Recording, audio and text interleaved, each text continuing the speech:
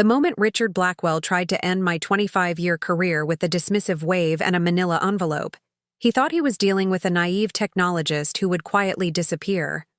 What he didn't know was that I'd spent the last 6 months documenting his betrayal of the company we'd both helped build. He expected tears or begging. Instead, I smiled and accepted his severance offer, knowing that in exactly 24 hours, I wouldn't be clearing out my office. I'd be sitting in his chair, watching security escort him from the building. After a quarter-century of being underestimated, I was about to show him exactly what happens when you mistake dedication for weakness and loyalty for blind trust. Before we jump back in, tell us where you're tuning in from, and if this story touches you, make sure you're subscribed. Because tomorrow, I've saved something extra special for you. I felt my heartbeat steady as the security guard at Meridian Technologies, a new hire who didn't recognize me after my 25 years with the company, handed me a visitor badge. "Floor 30, right? For the board meeting?" he asked. I nodded, running my fingers across the temporary plastic card that read simply, "Guest." If only Richard knew what kind of guest I'd be today after callously tossing me aside yesterday, like a disposable component in his corporate machine. 25 years I'd given to this company, 25 years of my life, building Meridian's software division from a struggling department into the crown jewel of the corporation. And yesterday, Richard Blackwell, the man I'd helped promote to COO 3 years ago, had called me into his office with a practiced look of regret on his face. "Unfortunately, we're restructuring the division," he'd said, not quite meeting my eyes. "Your position is being eliminated, effective end of the month. The severance package is generous, 2 months' salary." "I'm sorry, Teresa. Business decisions, you understand." I'd nodded, maintaining my composure as he slid the manila envelope across his desk. The same desk I'd helped him select when he moved into the corner office that should have been mine. What Richard didn't know, what he couldn't possibly know, was that I'd seen this coming 6 months ago. The furtive meetings, the sudden interest in my division's proprietary technology, the mysterious consultants surveying our operations, and most importantly, he had no idea what I'd been doing since I first noticed these warning signs. Now, as the elevator climbed to the 30th floor, I thought about the board members waiting in the conference room, about Richard's smug certainty that by this time next week, my division's revolutionary new software platform, the one I'd personally guided through development for the past 3 years, would be sold to our biggest competitor for a figure that would make the shareholders very happy and the executive team even happier. What Richard didn't know was that today's board meeting wasn't about approving his secret sell-off plan. It was about something else entirely. The elevator doors slid open, revealing the executive floor I rarely visited. By design, Richard had kept me away from the board for years. Administrative assistants and junior executives glanced curiously in my direction as I walked confidently toward the boardroom.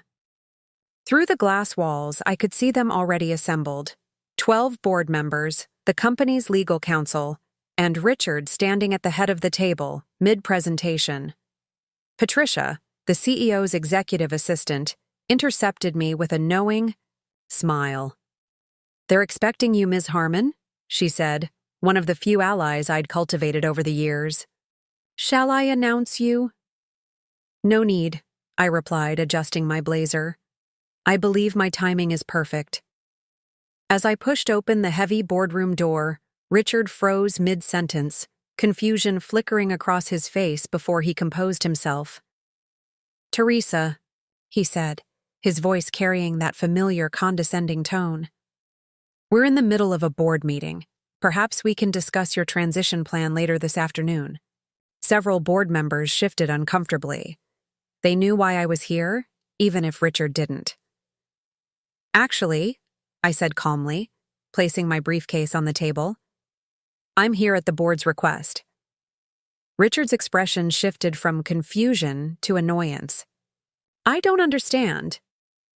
"Teresa, thank you for joining us," interrupted Diane Morrison, the board chairperson, standing to welcome me. "We were just reviewing the company's intellectual property portfolio, and your insight would be invaluable." The color drained from Richard's face as Diane gestured for me to take the empty seat, the one directly opposite him at the other end of the table.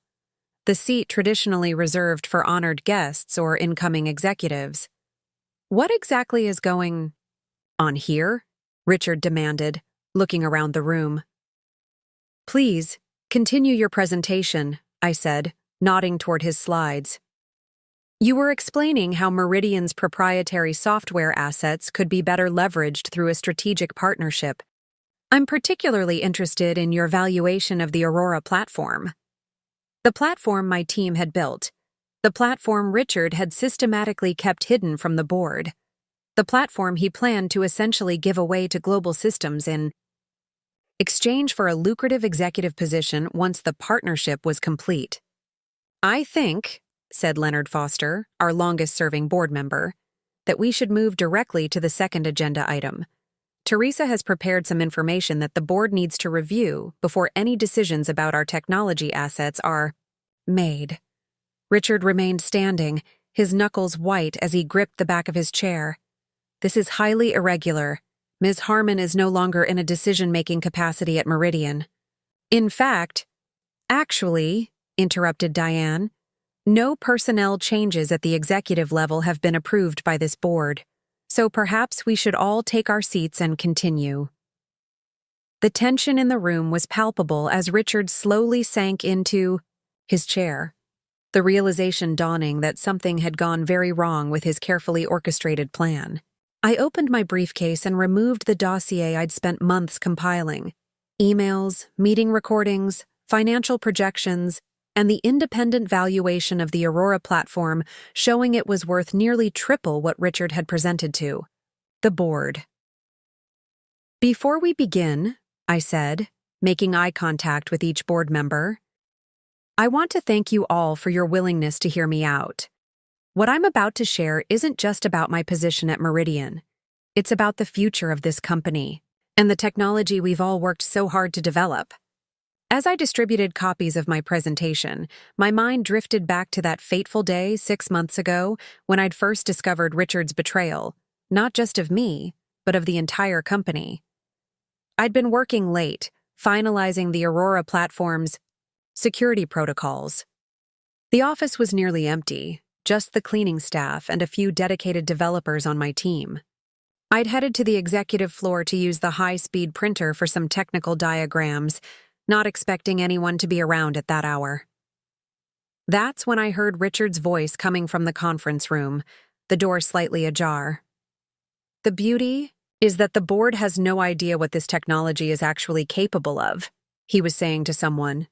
"They think it's just an incremental improvement to our existing systems. By the time they realize what Harmon's team has actually built, the deal will be done." I'd frozen in the hallway, listening as Richard laid out his plan to a man I later identified as the VP of Acquisitions at Global Systems, our biggest competitor. They were discussing not just the sale of my technology, but how Richard would be brought on as Chief Innovation Officer at Global once the strategic partnership was finalized, with a compensation package worth millions. "What about Harmon?" the other man had asked.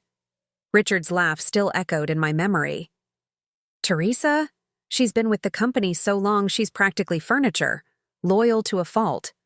By the time she figures out what's happening, she'll be packaged up with a modest severance and shown the door. She's too trusting, too focused on the technology to see the business angles. Always has been." That night had changed everything. The mentor I'd trusted, the company I'd helped build, the future I'd planned, all of it suddenly uncertain. But instead of confronting Richard immediately, I'd made a different choice. I'd started gathering evidence, building relationships with key board members, and documenting exactly how Richard had been systematically undermining Meridian's interests to position himself for a lucrative exit. Now, as the board members opened the folders I'd distributed, I watched Richard's face. The confidence was draining away, replaced by something I'd never seen in him before. Fear. "The first document," I began, is a comprehensive valuation of the Aurora platform by Morton Technology Assessments, showing a market value of approximately $2.3 billion, significantly higher than the $800 million figure presented in today's earlier slides. Preparing and narrating this story took us a lot of time, so if you are enjoying it, subscribe to our channel. It means a lot to us. Now back to the story. Richard began to interject, but Diane held up her hand, silencing him.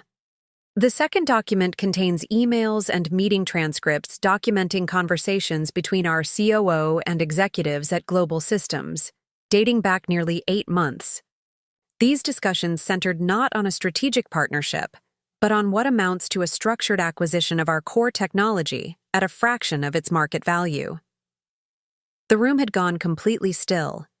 Even the usual sounds of the City 30, floors below seemed muted as the board members flipped through page after page of damning evidence. And finally, I said, reaching the most difficult part, you'll find documentation of a proposed compensation package for Richard at Global Systems, contingent upon the successful transfer of Meridian's intellectual property, specifically the Aurora platform, to their control.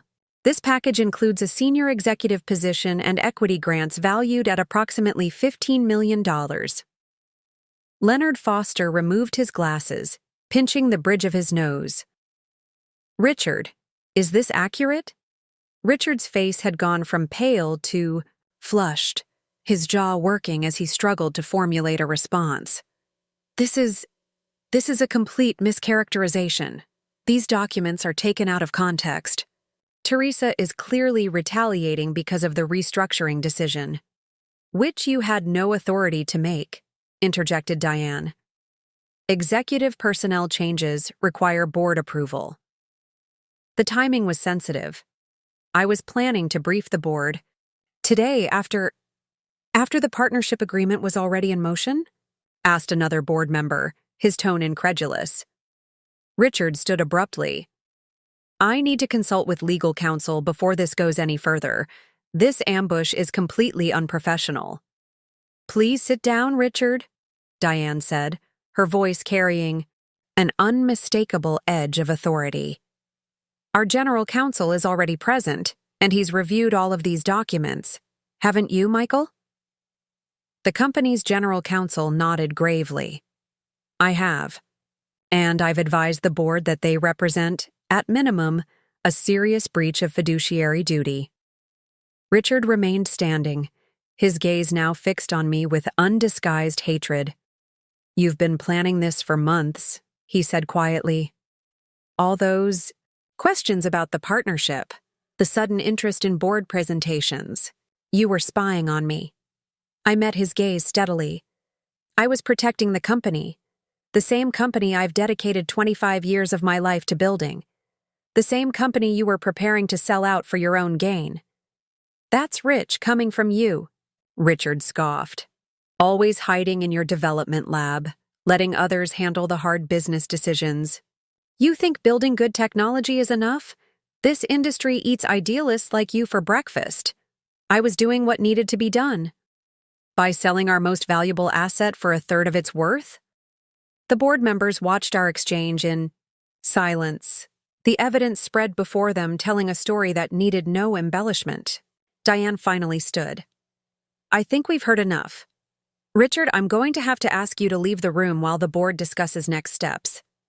Richard hesitated, clearly searching for a way to regain control of the situation. Finding none, he gathered his presentation materials with shaking hands. This isn't over, he muttered as he passed my chair. Actually, I replied quietly, I think it is.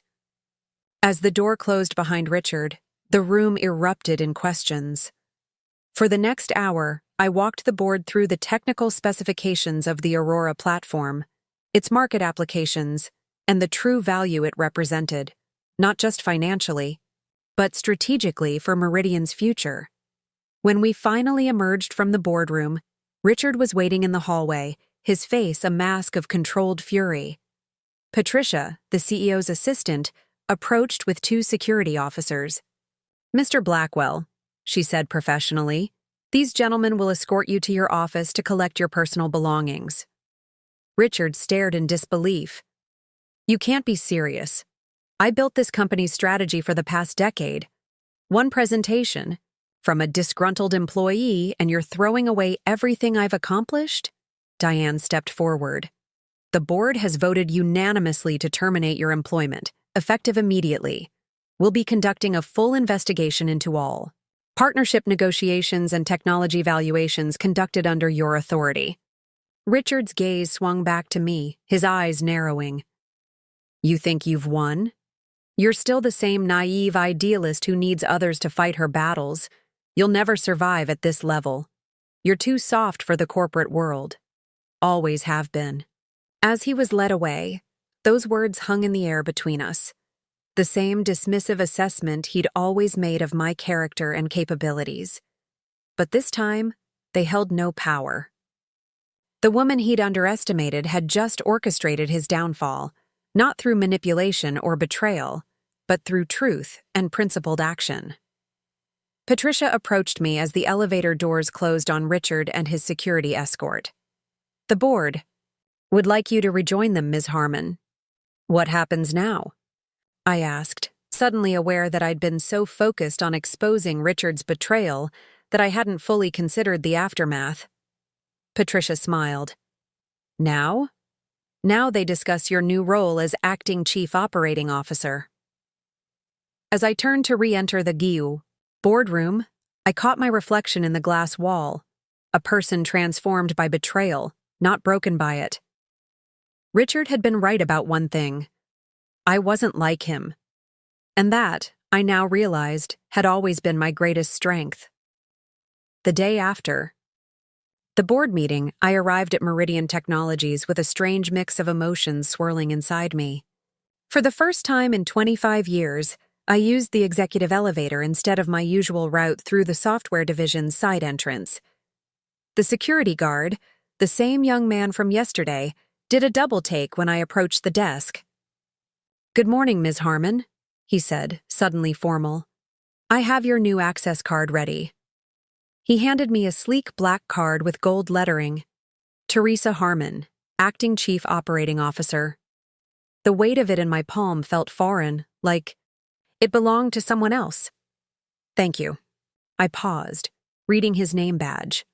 "Greg, I appreciate it." "My pleasure, ma'am. And, congratulations on the promotion." News traveled fast.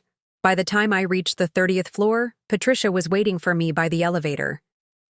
"The executive team is assembled in the conference room," she said, falling into step beside me. "They're anxious." I could imagine.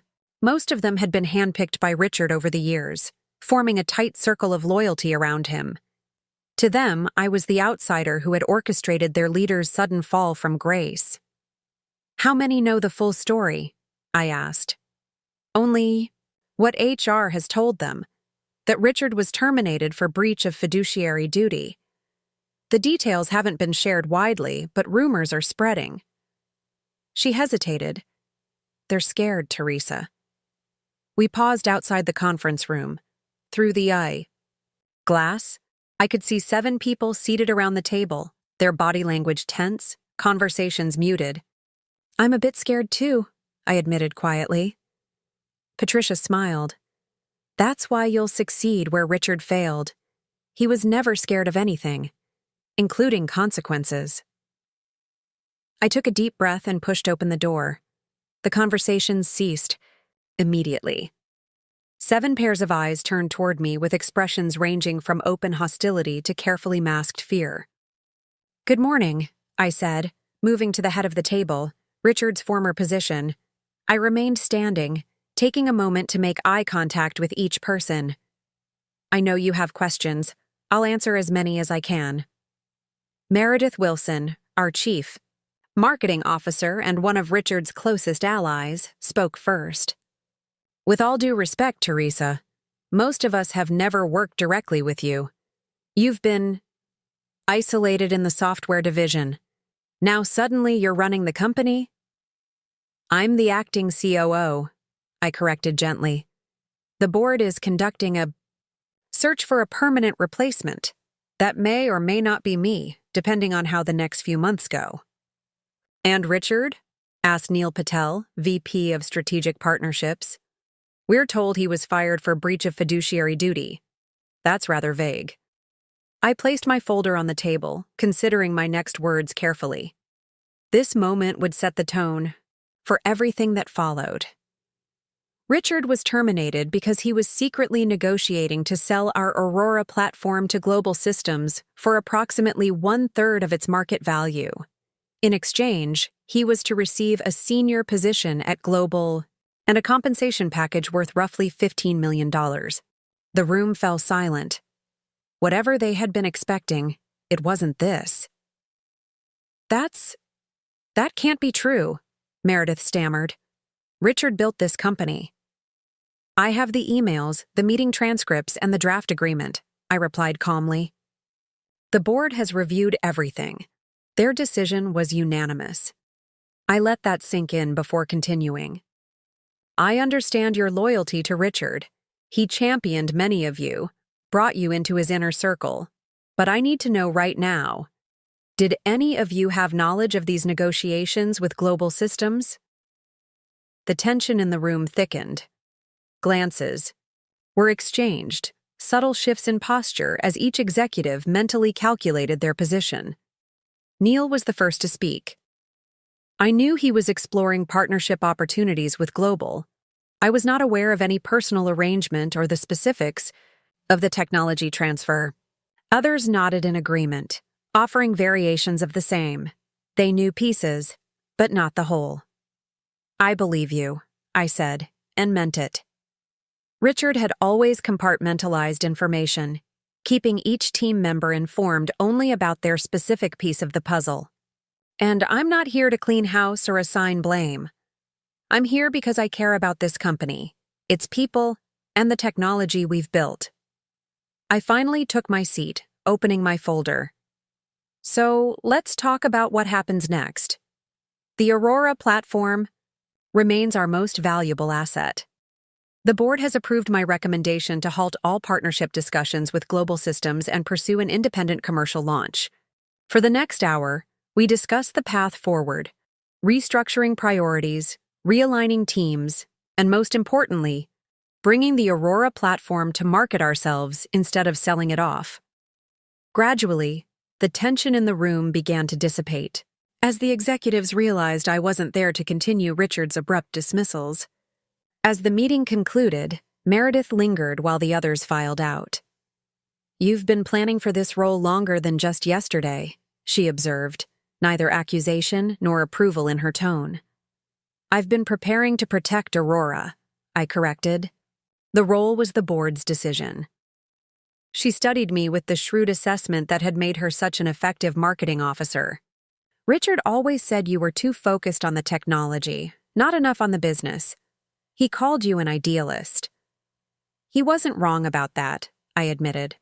But he was wrong to think idealism and business success are mutually exclusive.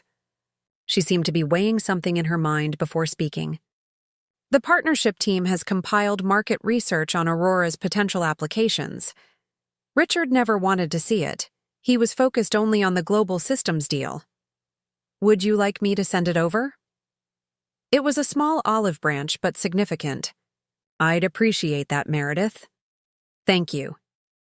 After she left, Patricia entered with a stack of papers requiring my signature and a coffee that had grown cold while I was in the meeting. How did it go? She asked. Better than expected. No one resigned on the spot. She laughed. Low bar for success. I signed the last document and leaned back in the chair. Richard's chair, feeling the weight of responsibility settling on my shoulders. The board meeting was the easy part. This, leading people who viewed me as an outsider for years, this is the real challenge. Patricia gathered the signed papers. You know, when Richard first became COO, he redecorated this entire office within a day. New furniture, new artwork, even had the walls repainted. Said he needed to make the space his own. I glanced around at the sleek, impersonal decor Richard had chosen, all sharp edges and cold surfaces. "What will you change?" she asked. It was a more significant question than she perhaps realized. Richard had created an executive floor designed to intimidate, to separate leadership from the teams they managed, the physical embodiment of his management philosophy. "Everything," I answered. "But not today. Today, I need to visit my team." The software division occupied the 15th through 18th floors, deliberately separated from executive leadership by 11 floors of other departments. As I stepped off the elevator onto the 17th floor where my former office was located, the familiar sounds and energy washed over me. Developers huddled around workstations, the low murmur of technical discussions, the whiteboards covered in diagrams and code snippets. My team. My home for 25 years. Heads turned as I walked through. The main development area. Word of my promotion had obviously reached them, but unlike the executive floor with its atmosphere of wary calculation, here I was met with genuine smiles and congratulatory nods. Samantha Cooper, my lead developer, spotted me and hurried over. "Is it true?" she asked without preamble. "If you're asking whether I'm the new acting COO, yes." A grin spread across her face. "I was going to say I'm disappointed to lose you as our director, but since you're now everybody's boss." She raised her voice, turning to address the room. "Hey, everyone. Teresa is here." The development floor went quiet as dozens of engineers and programmers turned toward us. "Speech," someone called out, followed by scattered applause. I hadn't prepared for this moment. In the whirlwind of the past 24 hours, I hadn't considered how I would address the team I'd led for so many years, the team I was now leaving. "I don't have a speech," I admitted. "But I do have a promise. The Aurora platform will remain under our control. We're not selling it to Global Systems or anyone else. The technology you've all worked so hard to build will be brought to market exactly as we envisioned it." The applause that followed was genuine and enthusiastic. These people knew what Aurora could do, how it could transform data management across industries. They had poured their creativity and expertise into building something revolutionary, only to hear rumors that it might be sold off before ever reaching its potential. As the noise died down, I continued. "I've recommended Samantha Cooper to take over as software division director. The board will make their decision by the end of the week, but they value my input." I glanced at Sam, whose surprise was evident. "Sorry for not discussing it with you first. Things have been moving quickly." After answering questions and accepting congratulations, I finally made my way to my old office to collect my personal belongings. It felt smaller somehow, the view from the 17th floor less impressive than I remembered. Sam followed me in, closing the door behind her. "Were you ever going to tell us about Richard's plan to sell Aurora?" she asked, her tone more curious, then accusatory. Once I had concrete evidence, yes, but I needed to be careful. Richard had allies throughout the company. Sam nodded slowly. The team suspected something was wrong when those consultants started asking detailed questions about our architecture. We were preparing our own documentation, just in case. I smiled, feeling a surge of pride. "I should have known you'd be a step ahead." "Not ahead of you, apparently." She leaned against the wall, studying me. "So what happens now? You move to the executive floor, get a fancy new office, and we only see you at quarterly reviews?" The question hit at my own, unspoken concern, that in accepting this role, I was leaving behind the work and the people I cared about most. "I'm thinking of moving the executive offices," I said, the idea forming as I spoke it. "The separation between leadership and teams doesn't make sense. Never has." Sam raised an eyebrow. "Richard won't like that." "Richard isn't here anymore." The simple statement carried the weight of everything that had changed in 24 hours. "And I'm not Richard." Those words would become my mantra in the days and weeks ahead, a reminder that leadership didn't have to follow the model. Richard had established. I could chart a different course, one that valued innovation and integrity equally. As I gathered the last of my belongings, family photos, technical awards, the first server blade from Aurora's prototype, I felt a complex mixture of loss and anticipation. The comfortable familiarity of my role as software division director was behind me. Ahead lay uncharted territory. But I wasn't navigating it alone. I had allies on the board, a software team that believed in me, and even the executive team was showing signs of cautious acceptance. The path forward wouldn't be easy, but for the first time in months, it was clear. The true depth of Richard's betrayal began to reveal itself 3 weeks after that pivotal board meeting. What I'd initially discovered, the secret negotiations with Global Systems, the personal compensation package, turned out to be merely the visible portion of a much larger iceberg. I was working late in my new office, still uncomfortable with its cold, modernist design. The executive floor emptied around 7, but I had stayed behind, reviewing the financial projections for Aurora's market launch. Something about the numbers felt off, inconsistencies I couldn't quite pinpoint. My phone buzzed with a text from Lena Winters, our newly appointed chief financial officer. The board had recruited her after terminating our previous CFO, whose complicity in Richard's schemes had become apparent during the initial investigation. Found something. Coming up now. 5 minutes later, Lena appeared in my doorway, clutching a tablet and looking troubled. "I've been reconstructing the financial models for the past 3 years," she began without preamble, taking the seat across from me. "There are discrepancies in the R&D budgeting, significant ones." She placed her tablet on my desk, turning it to face me. "The software division's budget has been systematically underreported to the board." I studied the spreadsheets she'd prepared, confusion giving way to dawning comprehension. "These numbers don't match what we were allocated." "Exactly. Your division has been receiving only about 65% of the funds the board approved. The rest was diverted elsewhere, disguised as various operational expenses." "Where did the money go?" I asked, already suspecting the answer. Lena swiped to another screen. "At least $42 million went to a subsidiary called Meridian Advanced Solutions. On paper, it's a research arm focusing on next-generation technologies. In reality..." She hesitated. "It doesn't exist," I finished for her. "It exists legally. Proper. Incorporation, tax filings, everything. But as far as I can tell, it has no employees, no physical offices, and no actual research output. Just a bank account, regular fund transfers from Meridian proper, and occasional payments to offshore consulting entities."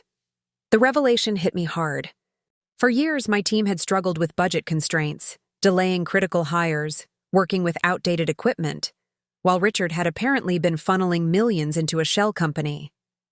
"How did no one catch this?" I asked, the question directed as much at myself as at Lena.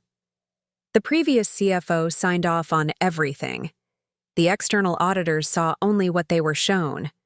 And Richard kept your division isolated from financial oversight. You reported technical progress, not financial details. I leaned back, processing this new betrayal. All those times Richard had denied my requests for additional resources, claiming budget limitations, while simultaneously diverting millions that should have gone to my team. "There's more," Lena said, her expression grim. "Based on the payment patterns, this has been going on for approximately 8 years. 8 years. The time frame hit me with particular force. 8 years ago, I had been on the verge of a promotion to the executive team.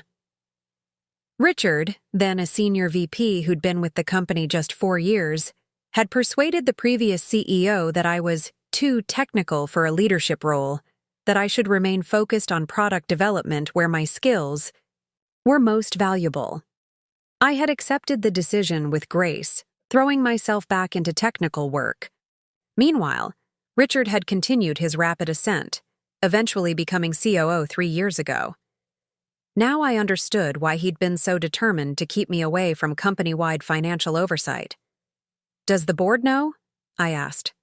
"I briefed the audit committee this afternoon. They've authorized a full forensic investigation." We spent the next 2 hours digging deeper into Lena's findings, identifying patterns and connections that had remained hidden for years.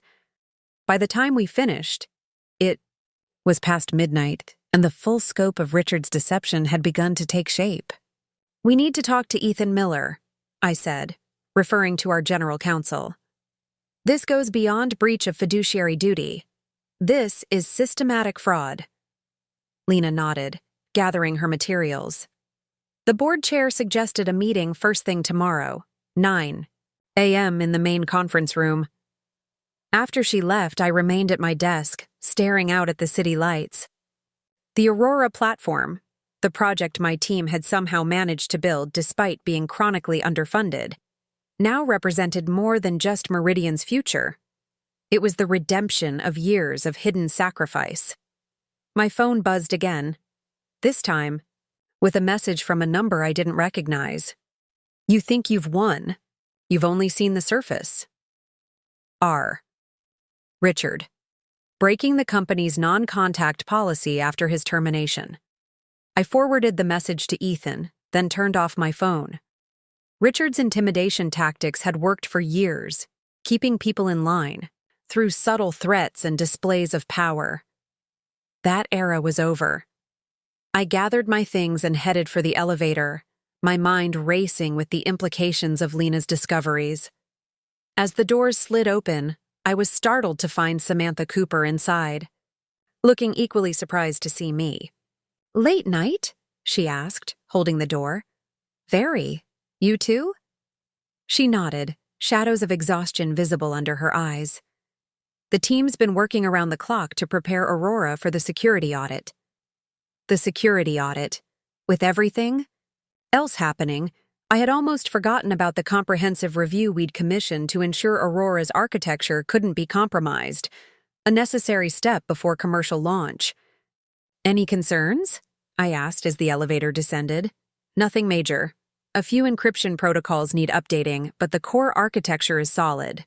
She hesitated, then added, "The team's been asking about the resource allocation you mentioned. In your first week, the new development environment, additional staff." I felt a pang of guilt. In the whirlwind of discovering Richard's broader financial schemes, I had delayed addressing the immediate needs of my former team. "Tell them it's coming," I promised. "I've just discovered why resources have been so tight the past few years. That's about to change significantly." The elevator reached the lobby, and we walked together toward the parking garage. "You look troubled," Sam observed. "More than just tired." I considered how much to share. Sam had been my most trusted colleague for over a decade, but some of Lena's findings were still being verified. "Richard's betrayal runs deeper than we initially thought," I said carefully. "The board meeting tomorrow will address some financial irregularities." Sam's expression darkened. "The missing R&D funds." I stopped walking. "You knew?" "Not knew.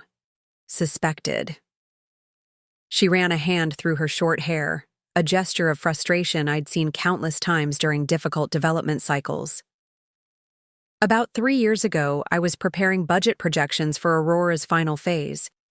I requested historical allocation data to establish baselines. And you found discrepancies," I guessed, "between what was supposedly allocated to us and what actually reached our department. About a 35% difference. When I asked finance about it, I was told it was a reporting artifact and not to worry." Her laugh was bitter. 2 weeks later, I was removed from budget planning entirely. The parking garage was deserted at this hour, our voices echoing slightly in the concrete structure. "Why didn't you tell me?" I asked, unable to keep the hurt from my voice. Sam looked away. "Richard?" Called me to his office, explained that continued questions about financial reporting would jeopardize Aurora's future. Said he'd hate to see the project canceled after so much work. she met my eyes again. It was a threat, wrapped in corporate language. I had a team to protect. I understood then how effectively Richard had isolated potential whistleblowers, using their dedication against them. Sam had stayed silent to protect her team and our project, just as I had focused on technical deliverables rather than administrative oversight. We all missed pieces of the puzzle, I said, not wanting her to shoulder any guilt. The important thing is that we're uncovering it now. As we reached our respective cars, Sam turned to me. Whatever you find tomorrow, the team should know. They've earned the truth. I nodded, knowing she was right. For too long, Meridian had operated with information siloed at the top. Transparency, sacrificed for strategic necessity, Richard's favorite phrase. That approach had allowed his deception to flourish unchecked. Full disclosure, I promised, after the board meeting. Driving home that night, I thought about how Richard's betrayal had affected not just me but the entire company. Teams struggling with artificial constraints, projects competing for resources that had been secretly diverted, careers stalled or redirected based on loyalty rather than merit. The text message he'd sent echoed in my mind. You think you've won? You've only seen the surface. He was right, but not in the way he intended. We were only beginning to understand the depth of his deception. But unlike Richard, I didn't see this revelation as a threat. It was an opportunity, a chance to rebuild Meridian on a foundation of transparency and genuine innovation, rather than manipulation and fear. The next morning, I arrived at the office early, hoping to review Lena's findings once more before the board meeting. To my surprise, the executive floor was already bustling with activity. Board members had arrived ahead of schedule, huddled in small groups with grim expressions. Patricia intercepted me as I stepped off the elevator. "They're waiting for you in the main conference room," she said, her usual composure slightly frayed. "Something new has come up." The conference room fell silent as I entered. Diane Morrison, the board chair, sat at the head of the table, flanked by Ethan Miller and Lena Winters. The other board members filled the remaining seats, while a woman I didn't recognize stood near the presentation screen. "Teresa," Diane began, "this is Karen Zhao from Digital Forensics International. We brought her in last night after receiving Lena's preliminary findings." Karen nodded in greeting. "Ms. Harmon, what did you find?" I asked, taking the only empty seat. Ethan slid a folder across the table. "It's worse than we thought.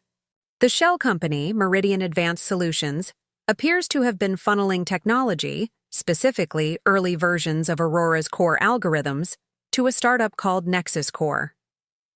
I flipped open the folder, scanning the contents. "I've never heard of them." "Few people have," Karen said. "They operate almost entirely in Asia and Eastern Europe, providing data management solutions to industries with limited regulatory oversight." The implications were clear. Richard hadn't just been diverting funds. He had been stealing our technology and selling it through a separate company that wouldn't trigger competitive analysis. Nexus Core was incorporated in Singapore 5 years ago, Lena added. Its majority shareholder is a holding company registered in the Cayman Islands. We're still tracing the ownership structure, but preliminary evidence suggests Richard is the beneficial owner. The room spun slightly as the full picture came into focus. Richard hadn't been planning to leave Meridian for Global Systems. That had been a recent development, perhaps a fallback plan. His primary scheme had been running in parallel to his role as COO for years, funding a competing company with Meridian's money, feeding it Meridian's technology, all while maintaining the perfect cover as the trusted executive driving Meridian's strategy. "How could we have missed this?" one board member asked, his voice strained. "Because he designed our oversight systems," I said quietly, the realization dawning. As COO, Richard restructured our compliance and audit functions 3 years ago. He created a system specifically designed to hide his activities. Diane's expression was thunderous. We trusted him with the keys to the kingdom, and he's been systematically looting it while we looked the other way.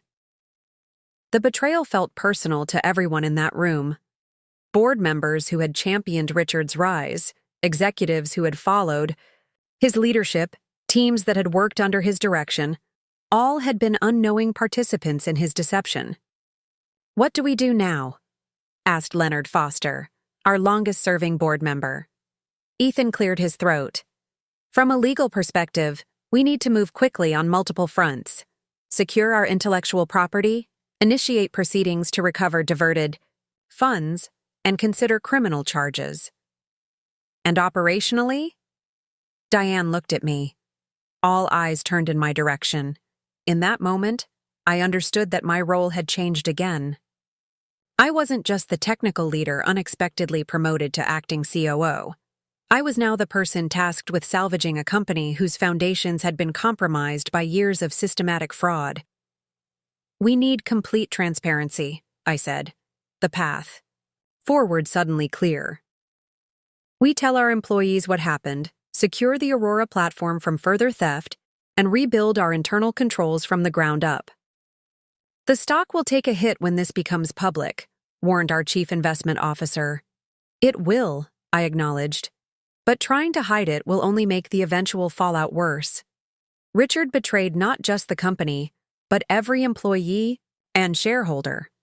We honor them with the truth. As the meeting continued, discussing legal strategies and communication plans, I found myself thinking about my team, the software division that had unknowingly been at the center of Richard's schemes. They had created something valuable enough to steal, powerful enough to build a shadow company around, and they had done it despite being deliberately underfunded and isolated. Whatever came next, I knew one thing with absolute certainty. Meridian's revival would be built on the strength of its people, not the manipulations of its leadership. Richard had constructed an empire of deception. We would replace it with a foundation of integrity. The true crisis wasn't Richard's betrayal or even the financial fraud. It was the culture that had enabled it, a culture I was now responsible for transforming. The memory that haunted me most wasn't the day Richard tried to dismiss me after 25 years of service. It was the night 6 months earlier when I first discovered the truth about the man I had trusted as both mentor and leader.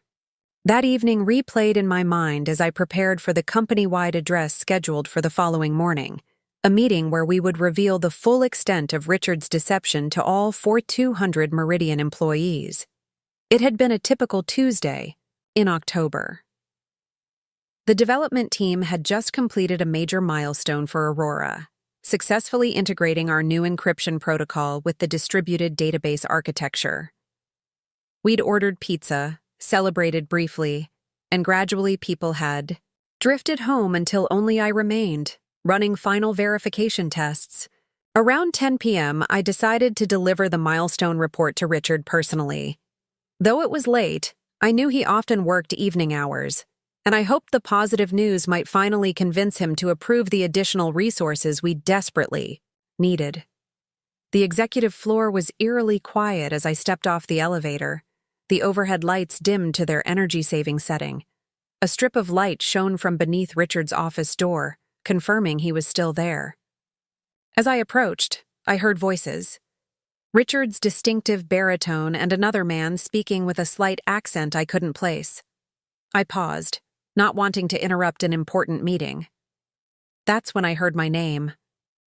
"Harmon's team is making remarkable progress despite the constraints," the unfamiliar voice was saying.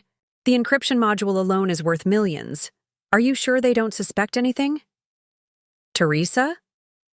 Richard's laugh carried clearly through the door. "She's completely focused on the technical challenges. Hand her an interesting problem and she forgets everything else: budgets, reporting structures, market considerations. That's why she's still a division director after 25 years while others have moved up." There was a pause, the sound of ice clinking in a glass. "Besides," Richard continued, "she has no access to the consolidated financials. As far as she knows, her division is receiving full funding. She attributes their resource limitations to company-wide budget constraints. And the board? The other man asked. They see what I show them. Meridian's overall performance has been strong enough that no one looks too closely at the details. By the time anyone realizes what's happening with Aurora, Nexus Core will have established market dominance in our target regions. I stood frozen outside the door, the milestone report clutched in my hand, as Richard calmly discussed stealing the technology my team had spent years developing. The timeline remains the same? The visitor asked. Yes. Once Aurora reaches beta stage, we'll implement the reorganization plan. The software division will be restructured and key components sold to global systems. Meanwhile, Nexus Core launches with the core technology in markets where Meridian has no presence. And Harmon? A generous severance package and a glowing recommendation. After 25 years, she's due for retirement anyway. The casual dismissal of my entire career, reduced to a checkbox in Richard's exit strategy, sent a wave of cold fury through me.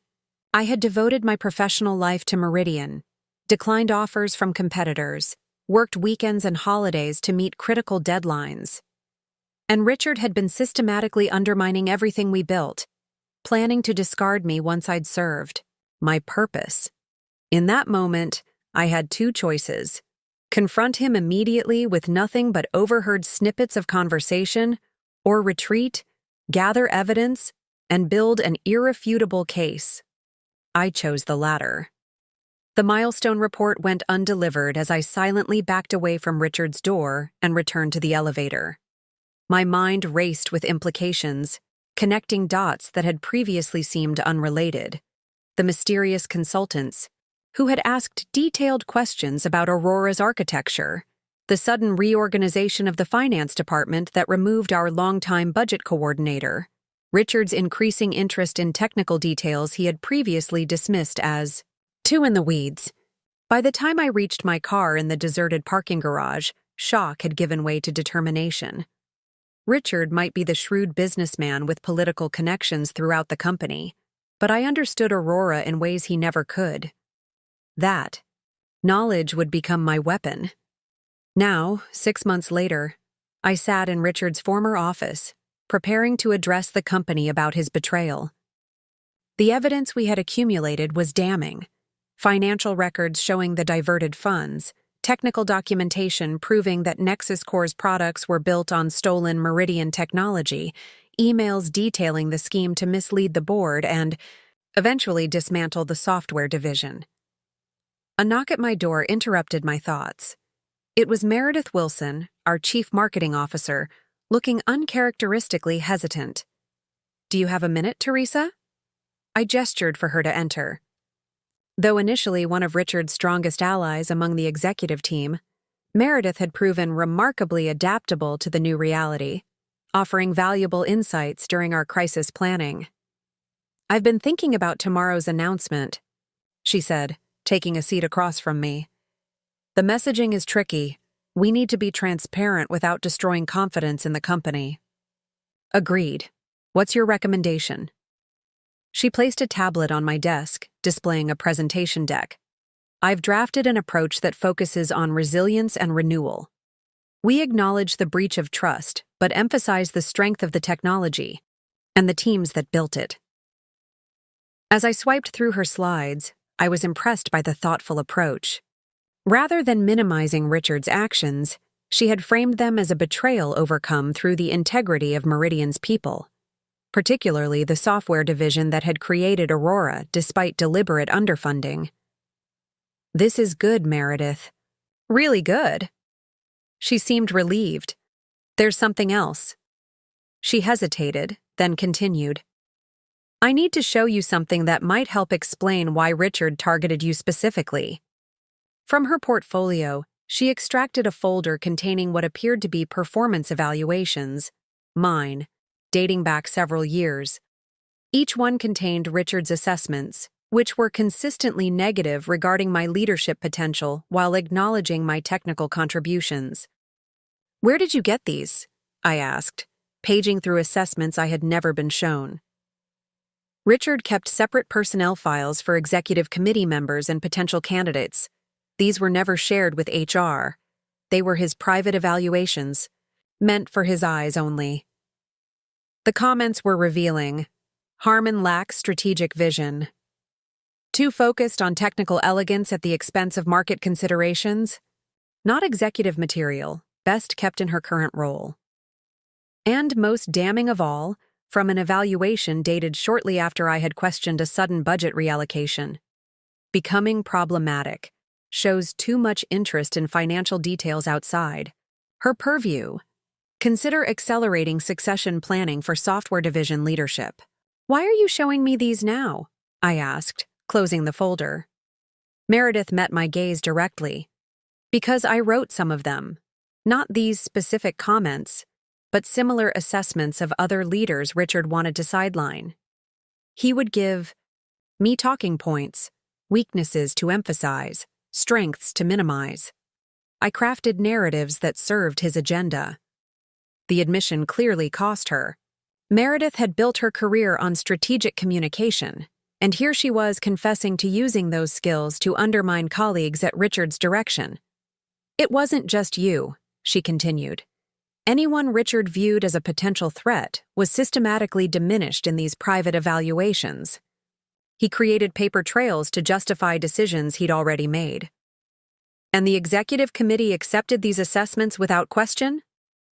Richard was persuasive and successful. The company's overall performance gave him credibility. Who would question his judgment when quarterly results consistently exceeded expectations? I understood then why Richard had been so confident in his ability to dismiss me without resistance. He had spent years constructing a narrative of my limitations, ensuring that any protest I might make would be viewed as the desperate flailing of a technical specialist unable to see the bigger picture. "Thank you for showing me this," I said, returning the folder. "There's more where these came from. Files on most senior directors, particularly those with strong technical backgrounds or financial acumen. People who might have spotted what he was doing." "We'll need those for the investigation," I said. "And Meredith.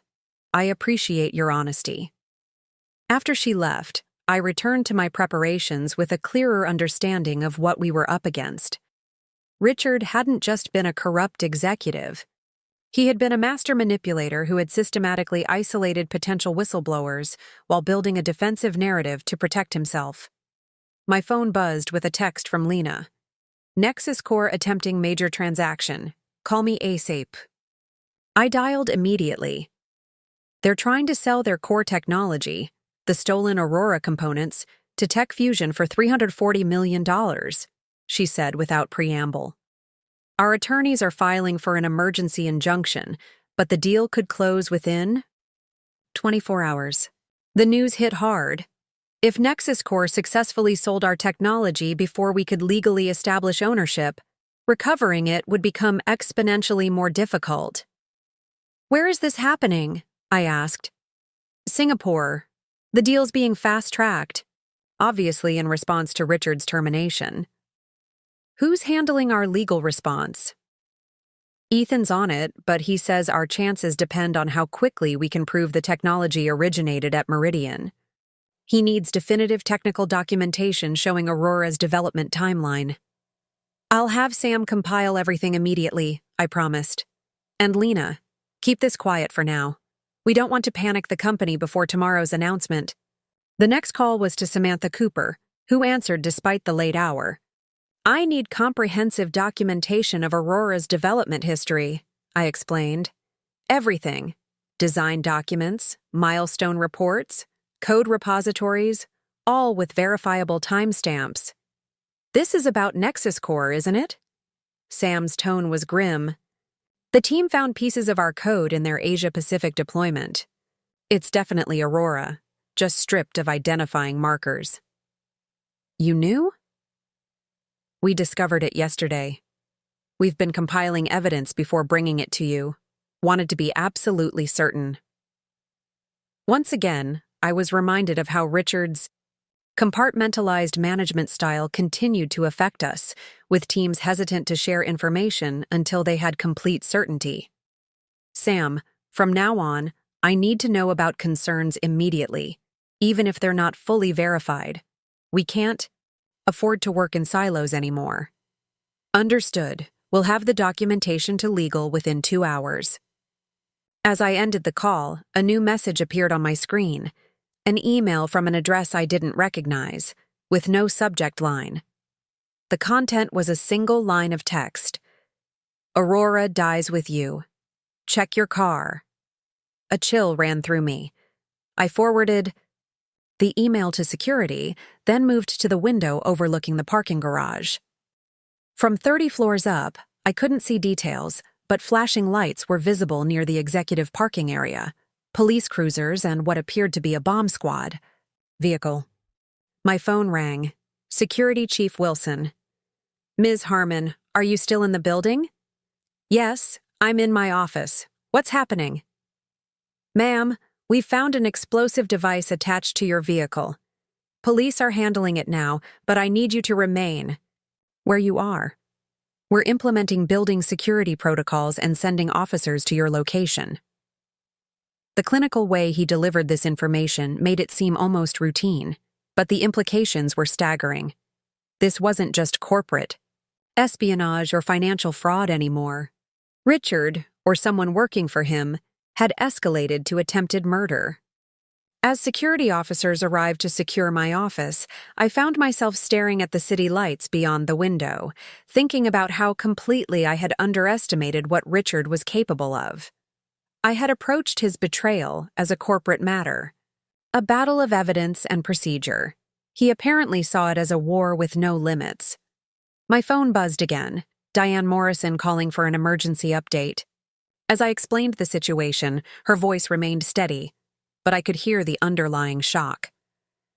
The company-wide meeting is postponed, she decided. Security takes priority. We'll arrange protection for you and other key executives. This changes everything, Teresa. And it did. What had begun as one woman's discovery of her boss's corrupt dealings had escalated into something far darker. The coming days would test not just my leadership abilities, but my courage in the face of explicit threats. Richard's dismissive words from our final confrontation echoed in my mind. You'll never survive this. You're too soft for the corporate world. Always have been. He had been wrong about many things. I hoped desperately he was wrong about this too. The discovery of an explosive device attached to my car changed everything. What had been a corporate power struggle transformed overnight into a criminal investigation with me at its center. For the next 48 hours, I operated from a secure hotel suite, arranged by Meridian's security team, my movements restricted, my communications monitored. The morning after the bomb was discovered, Diane Morrison convened an emergency board, meeting via secure video conference. I watched the board members' faces on my laptop screen, their expressions a mixture of shock, anger, and determination.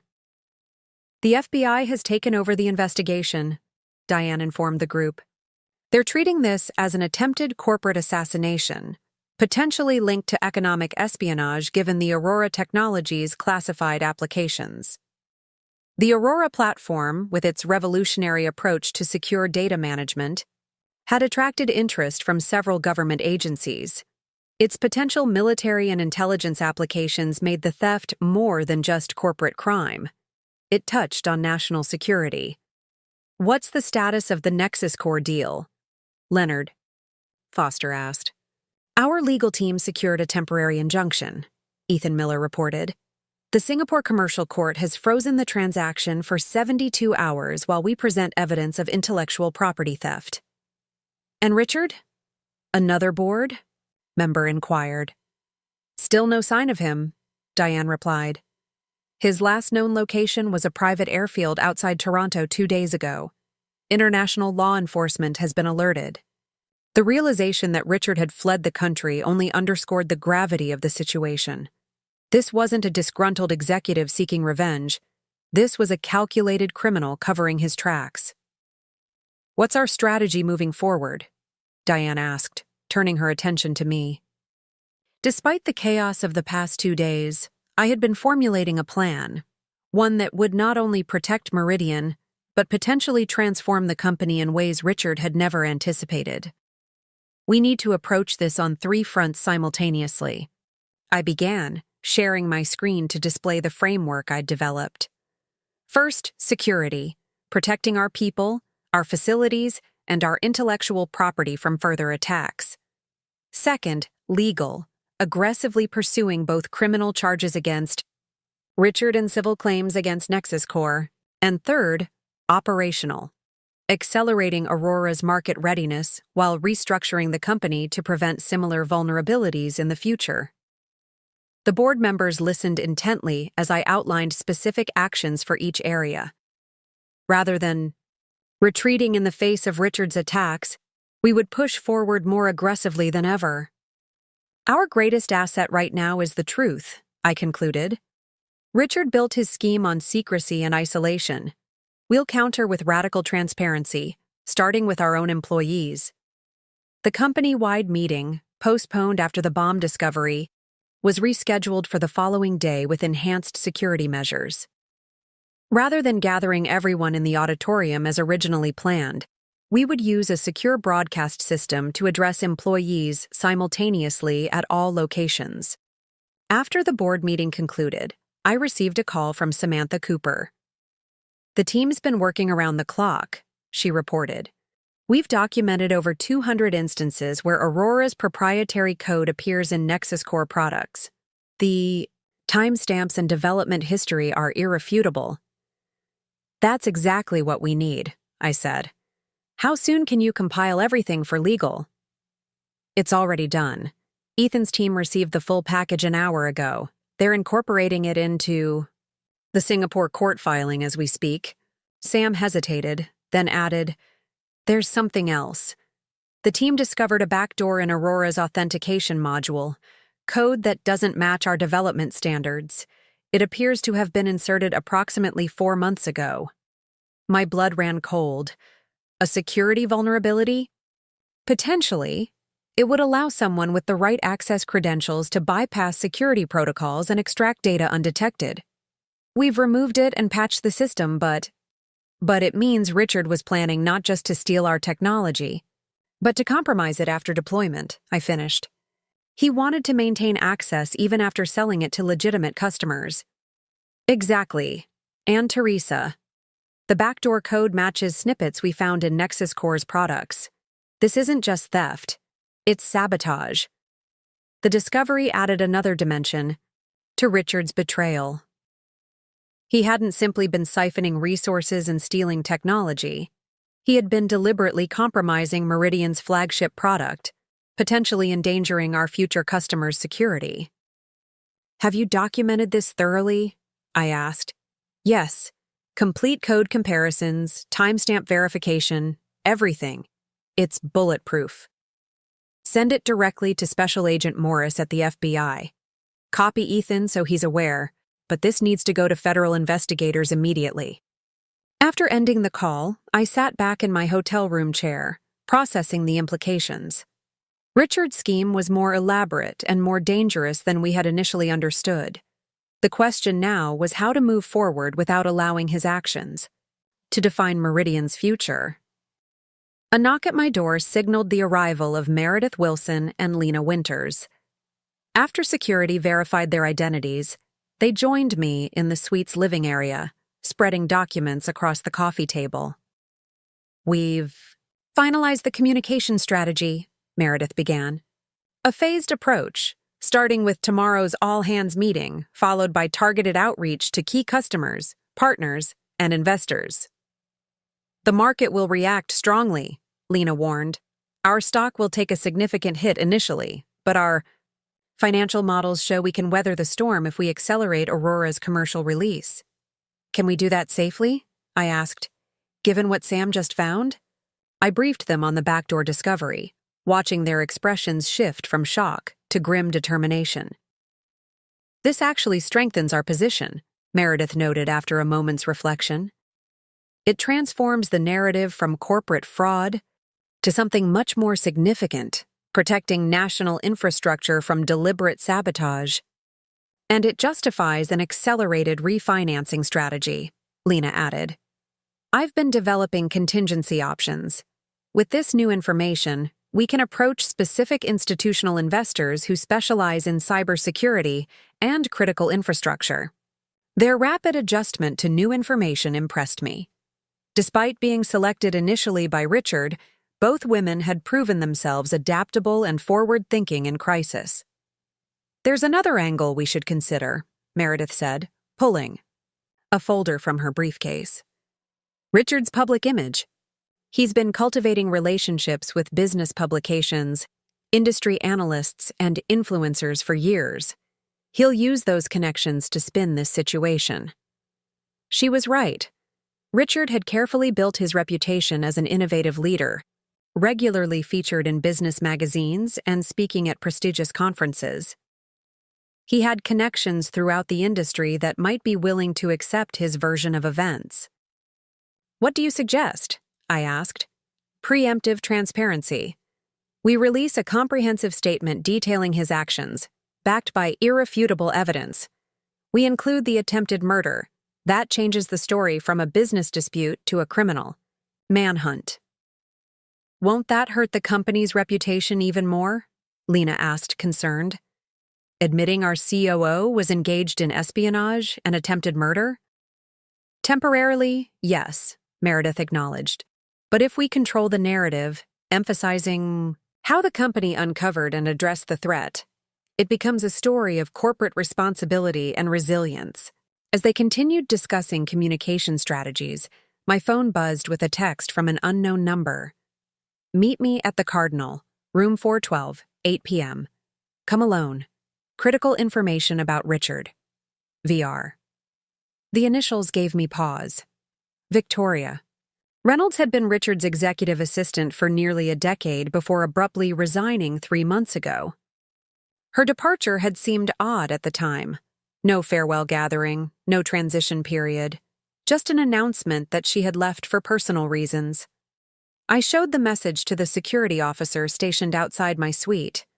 Within minutes, he had consulted with his team and the FBI. It could be a trap, he warned, but if it's legitimate, Ms. Reynolds might have valuable information. We can secure the location, added Special Agent Morris, who had joined the discussion via phone. If you're willing to take the risk, we'll ensure your safety. The decision wasn't easy.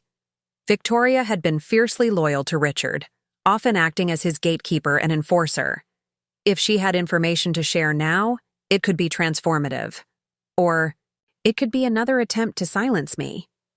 I'll go, I decided, but with full security protocols in place. The Cardinal was a boutique hotel in the city's financial district, discreet and exclusive. By 7:30 p.m., FBI agents had secured the building, sweeping room 412 and positioning personnel throughout the hotel. I arrived through a service entrance, escorted by 2 plainclothes agents posing as business associates. Victoria was waiting in the room, looking very different from the polished executive assistant I remembered. Her designer suits had been replaced with jeans and a simple blouse, her usually immaculate hair pulled back in a casual ponytail. "Thank you for coming," she said, tension evident in her voice. "I wasn't sure you would trust me." "I'm not sure." "I do," I replied honestly, "but I'm willing to listen." She gestured to a manila envelope on the coffee table. "Everything's in there. Financial records, communication logs, meeting notes, 3 years of documentation I kept as insurance."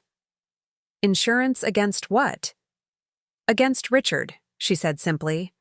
"I knew what he was doing was wrong. I didn't know how wrong until recently." I opened the envelope, paging through its contents. Bank statements showing transfers to offshore accounts. Emails discussing technology transfers to Nexus Core. Calendar entries for meetings with individuals identified only by initials. "Why didn't you come forward sooner?" I asked, looking up from the documents. Victoria's expression hardened. Because Richard made it very clear what happens to people who cross him. 3 months ago, I questioned a transaction, a particularly large transfer to Meridian Advanced Solutions. The next day, my apartment was broken into. Nothing was taken, but my computer was left open to a file containing personal photos that could damage my reputation. He threatened you. Without ever saying a word, just let me know. He could destroy me anytime he chose. She leaned forward. When I heard about the bomb in your car, I realized he'd gone beyond threats. I couldn't stay silent anymore. The documentation Victoria provided filled crucial gaps in our understanding of Richard's operation. Most significantly, it revealed connections to other executives at Meridian who had assisted him. Some knowingly, others manipulated through carefully constructed falsehoods. "There's one more thing," Victoria said as our meeting concluded. "Richard has a contingency plan. If Nexus Core can't sell the technology, he intends to release it as open-source code, attributed to a fictional developer. Once it's public, Meridian loses its proprietary advantage, and any future legal claims become nearly impossible to enforce." "When?" I asked, alarmed. "The plan triggers automatically if he doesn't provide a weekly authentication code to a server in Estonia. The next deadline is tomorrow at midnight, CET. I immediately contacted Special Agent Morris, who was monitoring our conversation from an adjacent room. Within minutes, he had initiated contact with Estonian authorities and cybersecurity specialists. The next morning, back in my secured hotel suite, I prepared for the company-wide address with a clearer picture of what we were facing. Richard's betrayal was more extensive than we had imagined, but now we had comprehensive evidence and a specific threat to counter. The strategic response was taking shape: protect the technology from both theft and sabotage, pursue Richard and his accomplices through legal channels, restructure the company to eliminate the vulnerabilities he had created, and transform Meridian's culture from one of isolated fiefdoms to collaborative transparency. As I reviewed my notes for the address, I received confirmation that the Estonian authorities had located the server Victoria had identified. With less than 16 hours remaining before Richard's dead man's switch activated, our technical team was working with international law enforcement to neutralize the threat. Richard had spent years meticulously building his shadow operation, using Meridian's resources to fund a competing company while systematically undermining anyone who might expose him. He had created a perfect trap and had been moments away from triggering it when his dismissal accelerated his timeline. What he hadn't counted on was the resilience and determination of the people he had manipulated and dismissed. People like me, like Sam's development team, like Victoria Reynolds. People whose loyalty he had taken for granted while betraying the company we had helped build. His words from our final confrontation still echoed. "You'll never survive this. You're too soft for the corporate world. Always have been." He had mistaken deliberate focus for weakness, ethical boundaries for limitations. As I prepared to address Meridian's employees, I knew that the coming weeks would be challenging beyond anything in my 25-year career. But I also knew we were stronger than Richard had ever given us credit for. The company he had tried to hollow out and discard was about to demonstrate a resilience he had never imagined possible. No one builds a defense against corporate sabotage alone. In the days following the discovery of the bomb and Victoria Reynolds' revelations, I learned that the strength of Meridian lay not in its technologies or financial resources, but in its people, individuals who had been working quietly, in their own spheres, gathering information and preparing for the moment when the truth about Richard would finally emerge. The company-wide address had been a turning point. Rather than attempting to minimize Richard's actions or spin a sanitized version of events, we had shared the full, unvarnished truth. Our former COO had systematically stolen technology, diverted funds, and ultimately resorted to violence when his schemes were exposed. The reaction from employees had been stunned silence followed by an outpouring of support and information. Dozens came forward with their own pieces of the puzzle. Instances where Richard had blocked promising initiatives, redirected resources, or isolated team members who asked too many questions. 3 days after the address, I convened a special task force in a secure conference room at Meridian's secondary office facility.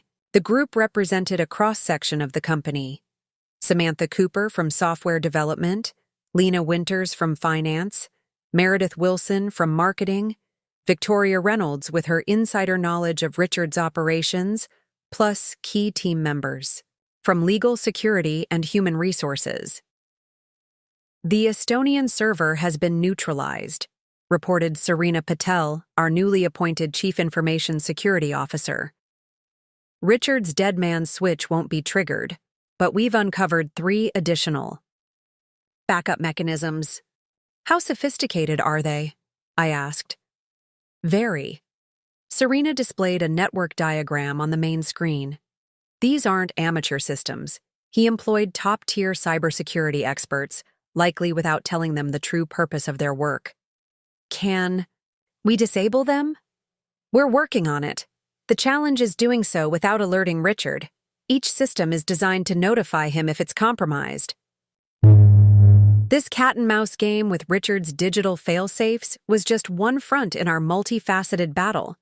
While Serena's team worked to neutralize the technical threats, others focused on different aspects of our defense and recovery strategy. The Singapore court has extended our injunction, Ethan Miller reported. Nexus Corp's assets remain frozen while the case proceeds.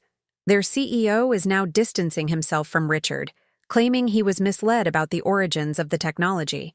We've identified 23 employees who were directly complicit in Richard's schemes, added Helena Duarte from Human Resources. 8 senior managers and 15 mid-level staff across various departments. All have been placed on administrative leave pending investigation. As concerning as those numbers were, they represented less than 1% of Meridian's workforce. The vast majority of employees had been unwitting victims of Richard's manipulation, rather than willing participants. What's the status of the Aurora platform? I asked, turning to Sam.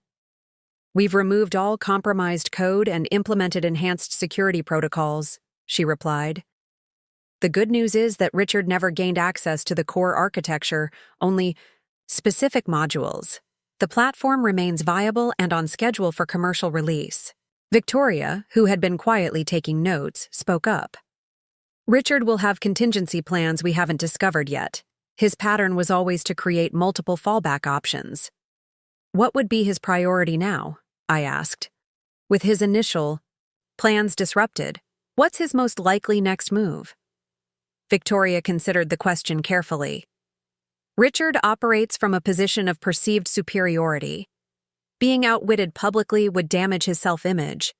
He'll want to regain control of the narrative and demonstrate that he's still ahead of us. So we should expect a public relations offensive, Meredith suggested. He'll try to present himself as the victim, probably claim that Meridian is attempting to suppress his innovations at Nexus Corp. More than that, Victoria cautioned. He'll want to inflict damage, to prove he still has power. Financial markets, customer relationships, strategic partnerships. He knows Meridian's vulnerabilities intimately. The assessment was sobering. Richard had spent years as Meridian's COO, with access to every aspect of the company's operations. He knew our weaknesses, our dependencies, our critical relationships. We need to shore up every potential vulnerability, I decided. Each of you should identify the highest risk areas in your domains and implement protective measures immediately. As the meeting continued, I was struck by the transformation in these colleagues. Many had worked under Richard's shadow for years, their initiatives blocked, their concerns dismissed.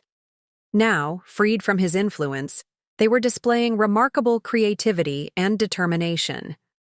Lena presented a comprehensive financial restructuring plan that would insulate Meridian's core operations from market volatility. Meredith outlined a proactive communication strategy targeting key stakeholders. Sam proposed an accelerated development, cycle that would bring Aurora to market ahead of schedule, establishing our technological leadership before Richard could react. Near the end of the session, an unexpected visitor arrived, FBI Special Agent Morris, accompanied by a woman I didn't recognize. "Ms. Harmon," Agent Morris said after being admitted to the room. "This is Special Agent Diana Wong from our Cybercrime Division. We have information you need to hear immediately." Agent Wong wasted no time on preliminaries. "We've traced financial transactions linking Nexus Core to a state-sponsored technology acquisition program. Richard Blackwell isn't just selling stolen intellectual property. He's engaged in economic espionage." The revelation stunned the room into silence. What we had been treating as corporate malfeasance had escalated to national security concerns. "We have reason to believe Mr. Blackwell is currently in Macau," Agent Wong continued. "Local authorities are cooperating with our investigation, but jurisdiction is complicated." "What does this mean for Meridian?" I asked. "It means your company is now part of a multinational counterintelligence operation," she replied. "The Aurora platform's applications in secure data management make it a technology of significant interest to foreign intelligence services." The stakes had risen dramatically. Richard wasn't simply a corporate criminal seeking personal enrichment. He was a player in a much larger geopolitical game. After the FBI agents departed, our task force regrouped to integrate this new information into our strategy. The atmosphere had shifted from determined to grave. "If state actors are involved," Serena noted, "we need to assume our systems are under sophisticated attack right now." "And our legal remedies become more complex," Ethan added. "International courts move slowly, especially when sovereign immunity might be invoked." The path forward seemed suddenly more precarious, the obstacles more formidable. I could see uncertainty creeping into the expressions around the table. Then Sam spoke up, her voice steady. "We built Aurora to withstand exactly these kinds of threats. It was designed from the ground up to protect sensitive data against advanced persistent threats. We just need to apply those same principles to protecting Meridian itself." Her simple statement cut through the growing anxiety. She was right. The same innovative thinking that had created Aurora could be our salvation now. "Sam's right," I affirmed. "We have everything we need to overcome this. The technology, the expertise, and most importantly, the people." The meeting adjourned with clear action items for each team. As the room emptied, Victoria remained behind, seemingly hesitant to speak. "There's something else," she said once we were alone. "Something I haven't shared with the FBI yet." From her bag, she withdrew a small leather-bound notebook. Richard's personal journal. He kept it locked in a hidden safe in his lake house. I acquired it the week after he threatened me.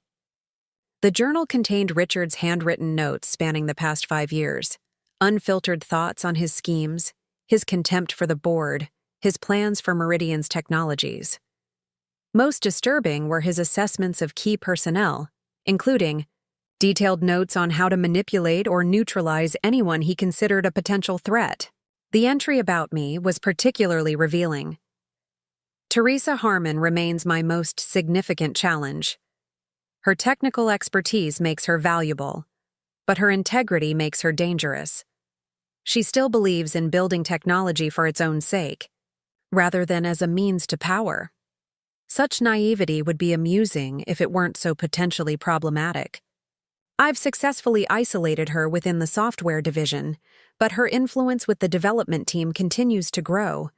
If she ever gained broader organizational awareness, she could unravel everything. Accelerating her removal has become a priority." Reading Richard's cold calculation about my removal sent a chill through me. But it also confirmed what I had long suspected. He had seen my focus on technology as a weakness, rather than recognizing it as the source of Meridian's true value. "Why did you wait to share this?" I asked Victoria. "Because some of these pages implicate people still at Meridian, people who aren't on our list of known collaborators. I needed to be certain of your commitment to fairness before putting more careers at risk.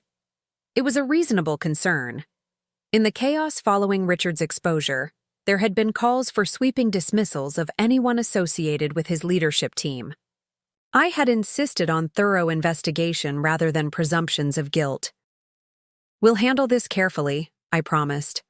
Evidence matters, but so does context. Richard was a master manipulator. Many people followed his directives without understanding the bigger picture. Victoria nodded, seemingly relieved. That's why I decided to trust you.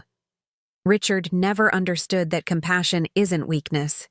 He saw only what he could use or control. The journal provided invaluable insights into Richard's thinking and operations.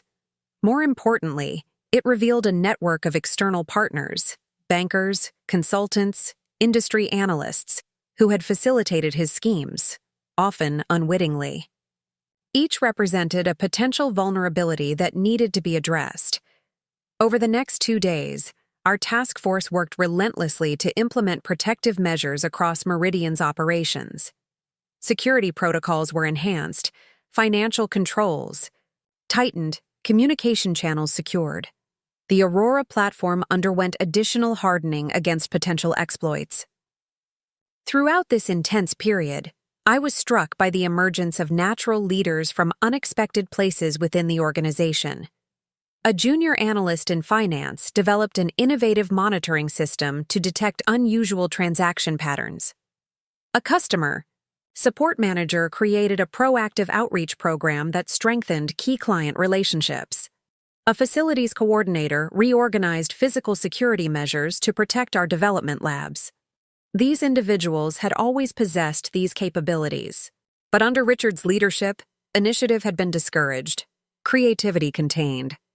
Now, faced with an existential threat to the company, they stepped forward, offering solutions that no centralized leadership team could have developed alone. By the end of the week, Meridian had transformed from a vulnerable target into a fortified enterprise. Our defenses weren't perfect. No security system ever is, but we had dramatically reduced our exposure to Richard's potential attacks. More importantly, we had tapped into the collective intelligence and commitment of Meridian's people. Richard had built his power through division and isolation. Our strength came from collaboration and shared purpose. The support network that emerged in this crisis wasn't created overnight. It had always existed beneath the surface: connections between teams, informal information sharing, mutual respect among colleagues. Richard had worked systematically to suppress these natural alliances, recognizing them as threats to his control. Now, those same connections formed the foundation of Meridian's resilience. As the FBI and international authorities closed in on Richard's location, we prepared for his inevitable counterattack, knowing that we faced it not as isolated individuals, but as a united company. The words Richard had spoken during our final confrontation, "You'll never survive this. You're too soft for the corporate world," had been intended as a dismissal. Instead, they had become a catalyst for proving exactly what kind of strength was truly valuable in building a sustainable enterprise.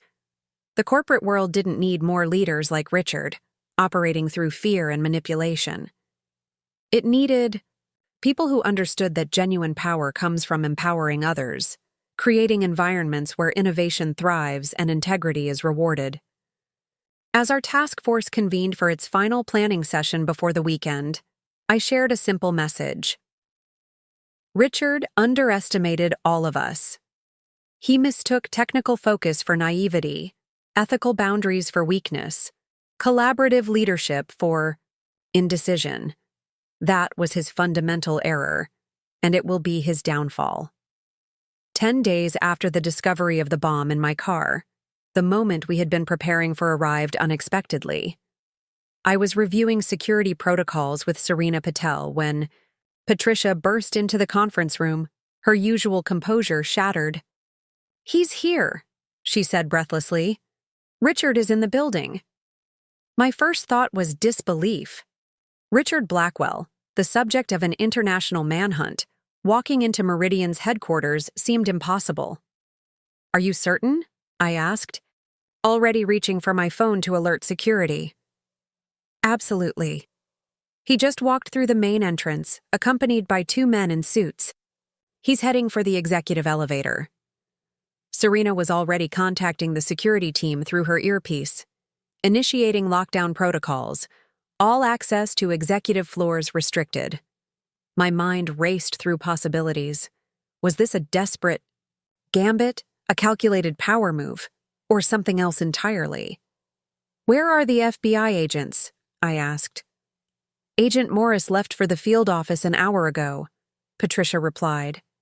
"The protective detail is still on site, but they're assigned to you, not the building entrances."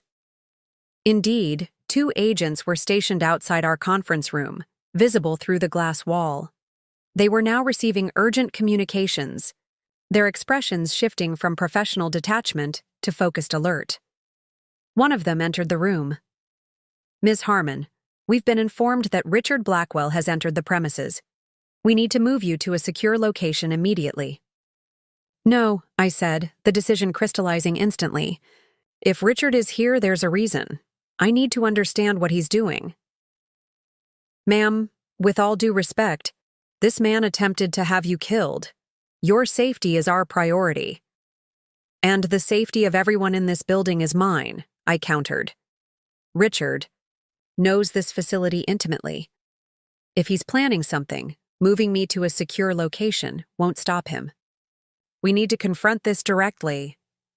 The agent looked unhappy, but didn't argue further. "We'll need additional personnel, and you'll wear a vest." Within minutes, I was encased in a bulletproof vest beneath my suit jacket, surrounded by 4 agents and Meridian's head of security. Serena had deployed her team throughout the building, while Ethan Miller contacted local law enforcement for backup. "The surveillance system shows Blackwell and 2 men on the 30th floor," reported the security chief.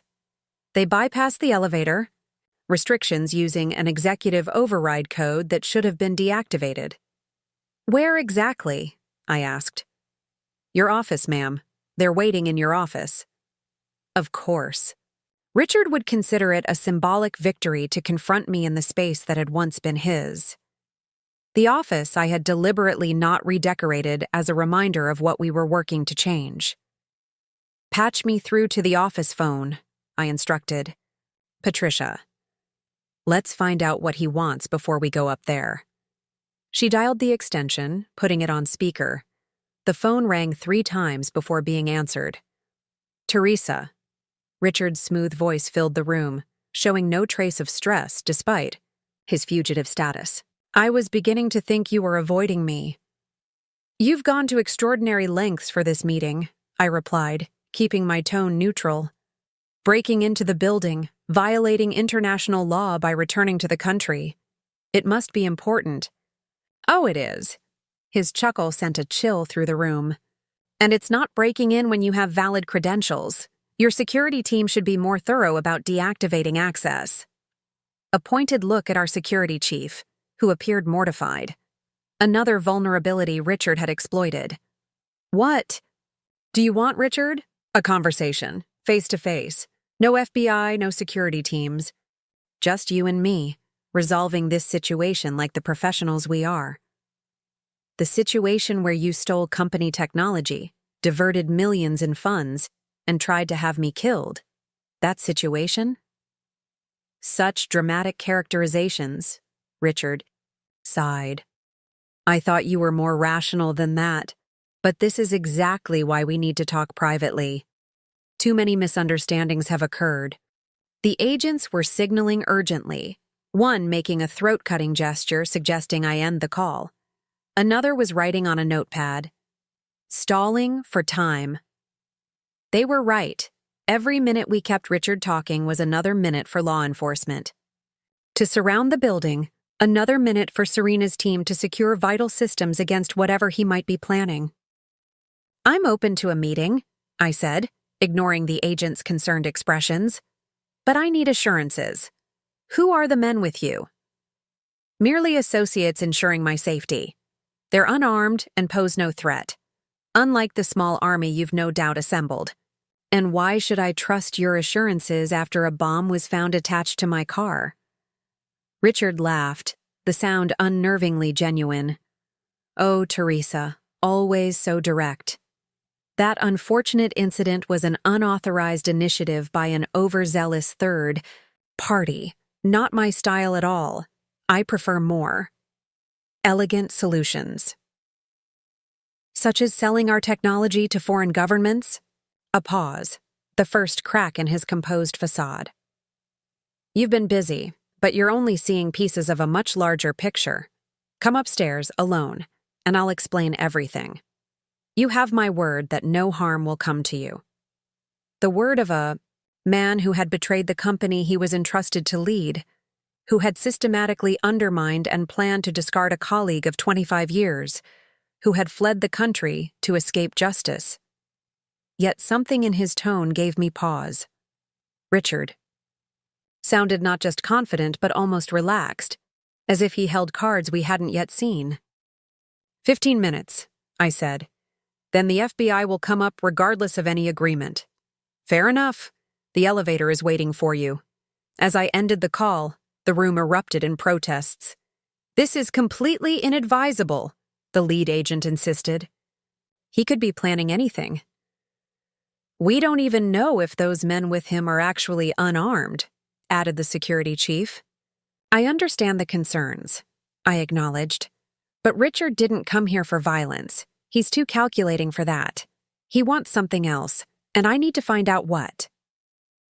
Ethan Miller, who had joined us partway through the call, offered a practical compromise. We place agents on the floor immediately below. The moment anything seems off, they can be in the office within seconds. And you wear a concealed transmitter, Serena added. We monitor everything in real time. With these precautions in place, plus the bulletproof vest already making me uncomfortably warm, I headed for the executive elevator. The ride to the 30th floor seemed both interminably long and far too quick. As the doors slid open, I was struck by the eerie quiet of the executive floor. Normally bustling with activity, it had been evacuated as part of our security protocol. My footsteps echoed in the empty corridor as I approached my office. The door was open. Richard sat behind my desk, his old desk, looking remarkably composed. For a man facing multiple federal charges, he wore one of his trademark custom suits, his posture relaxed, almost regal. Flanking him were two men I didn't recognize, both in dark suits, standing with the alert stillness of trained security personnel. Teresa. Richard greeted me with a smile that didn't reach his eyes. Thank you for agreeing to meet. Please, close the door and take a seat. I remained standing just inside the doorway. I prefer to keep it open. As you wish. He gestured dismissively. Though privacy would better serve our discussion. What discussion is that exactly? The one where you explain attempting to steal Aurora, or the one where you justify placing a bomb in my car? Richard's expression hardened slightly. I've already addressed the unfortunate incident with your vehicle, a regrettable action by an associate acting without authorization. As for Aurora, he leaned forward. That's precisely what we need to discuss. There are aspects of that technology you don't fully understand. I led its development. For 3 years, I countered.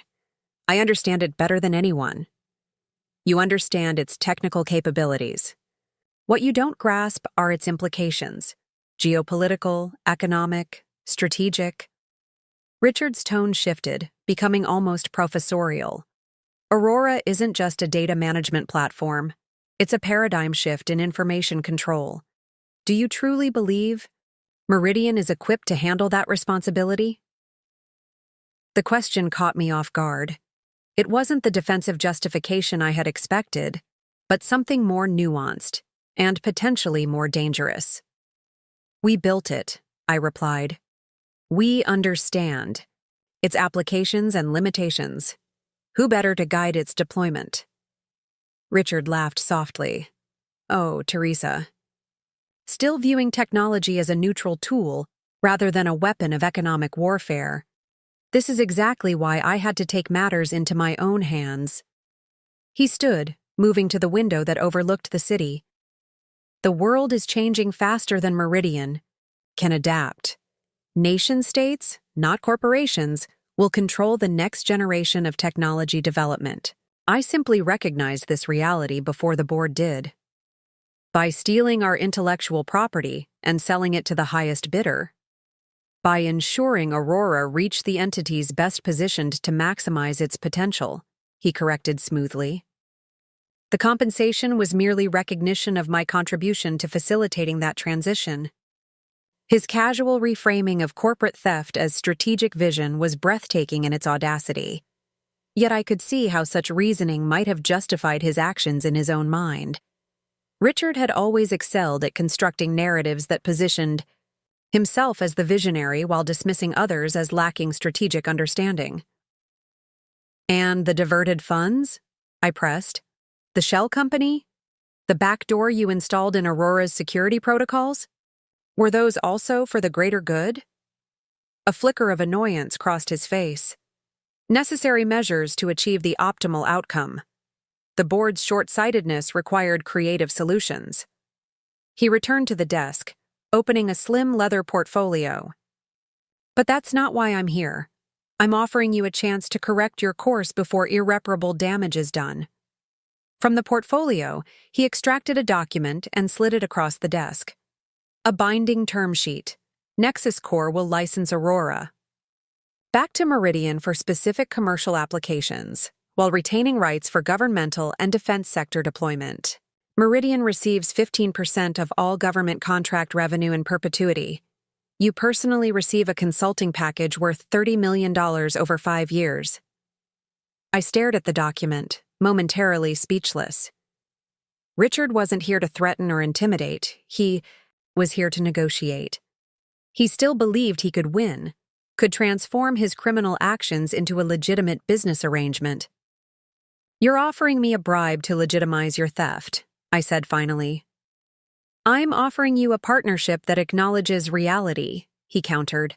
The FBI investigation can be managed. The narrative reframed from theft to strategic reorganization. Your reputation enhanced rather than destroyed in the coming legal battles. My reputation? Come now, Teresa. Do you think you'll emerge unscathed from this situation? The board will eventually question how Aurora's security was compromised under your technical leadership.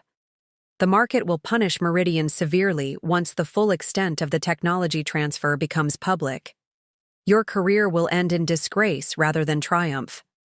He was attempting to leverage the same tactics that had worked throughout his career, creating doubt, implying vulnerability, offering a seemingly gracious solution to a problem he himself had manufactured. In the past, such approaches had often succeeded. Richard had built his career on understanding others' insecurities and exploiting them masterfully. But there was something he had failed to account for. The woman standing before him was not the same division director he had dismissed 3 weeks ago. You still don't understand what's happening here, do you, Richard? I said quietly. Enlighten me. His tone was indulgent, patronizing. You're not offering me a partnership. You're not even negotiating from a position of strength. You're a fugitive in a building surrounded by federal agents, attempting to salvage something from the complete collapse of your schemes. His confident smile faltered slightly. The authorities can be managed. They always can. With the right approach. The Estonian server has been neutralized, I interrupted. So have your backup systems in Singapore and Belarus. Nexus Corp's assets are frozen pending criminal investigation. And as of this morning, your various shell companies are being systematically dismantled by international financial authorities. For the first time, genuine concern flickered across Richard's face. That's impossible. The contingency protocols were disabled 48 hours ago. Your dead man's switch will never activate. The 2 men flanking Richard shifted uncomfortably, exchanging glances. They hadn't signed up for a losing battle. Even if that's true, Richard recovered quickly. The technology is already distributed. Aurora's core architecture has been implemented in systems beyond your reach. Compromised versions, yes, I acknowledged. Missing key components and containing code that allows us to identify and isolate them. Did you really think Sam's team wouldn't build safeguards against unauthorized replication? That was literally the purpose of Aurora, securing data against advanced threats, including insider threats like you. Richard's composure was cracking now, the confident facade giving way to calculation as he reassessed his position. One phone call, he said, his voice hardening. One call to my contacts, and certain sensitive materials regarding Meridian's historical business practices become public. The board's various indiscretions, the regulatory corners cut during product development. You won't survive the scandal. More threats, Richard? That's your fallback position. I shook my head. We've already disclosed everything to the relevant authorities. Every questionable decision, every regulatory gray area. Full transparency is part of our corporate renewal. Whatever you think you can expose has already been addressed. This was the turning point. The moment Richard realized he had lost control not just of the situation, but of the narrative itself. His entire career had been built on manipulating information, maintaining leverage through selective disclosure and strategic threats. The concept of voluntary transparency was so foreign to his operating model that he had never considered it as a potential countermeasure. You've destroyed decades of value, he said, real anger finally breaking through his polished exterior. The partnerships I built, the positioning I established, all sacrificed for what? Some misguided ethical stand? The market doesn't reward virtue, Teresa. It rewards results. You're right about one thing, I conceded. The market rewards results. But you've confused manipulation with genuine value creation. Meridian doesn't need your kind of results anymore. I moved toward the desk, reclaiming the space he had attempted to dominate. Your partnerships were exploitative. Your positioning was a facade. And the value you claimed to create was actually stolen from the very people who trusted you to lead them. Behind me, I heard the elevator doors open, followed by the measured steps of multiple individuals entering the floor. The FBI had arrived, right on schedule. This is your legacy, Richard. Not the visionary leader you pretended to be, but a common thief who betrayed his company, his colleagues, and ultimately himself. As federal agents entered the office, Richard's expression shifted from anger to something unexpected. A flash of genuine respect. Well played, Teresa, he said quietly as he was instructed to stand for handcuffing. Perhaps you aren't too soft for this world after all. Watching him being led away, I felt no satisfaction, only a profound sense of closure. Richard's final assessment, delivered as a seeming compliment, revealed how fundamentally he had misunderstood what true strength in leadership requires.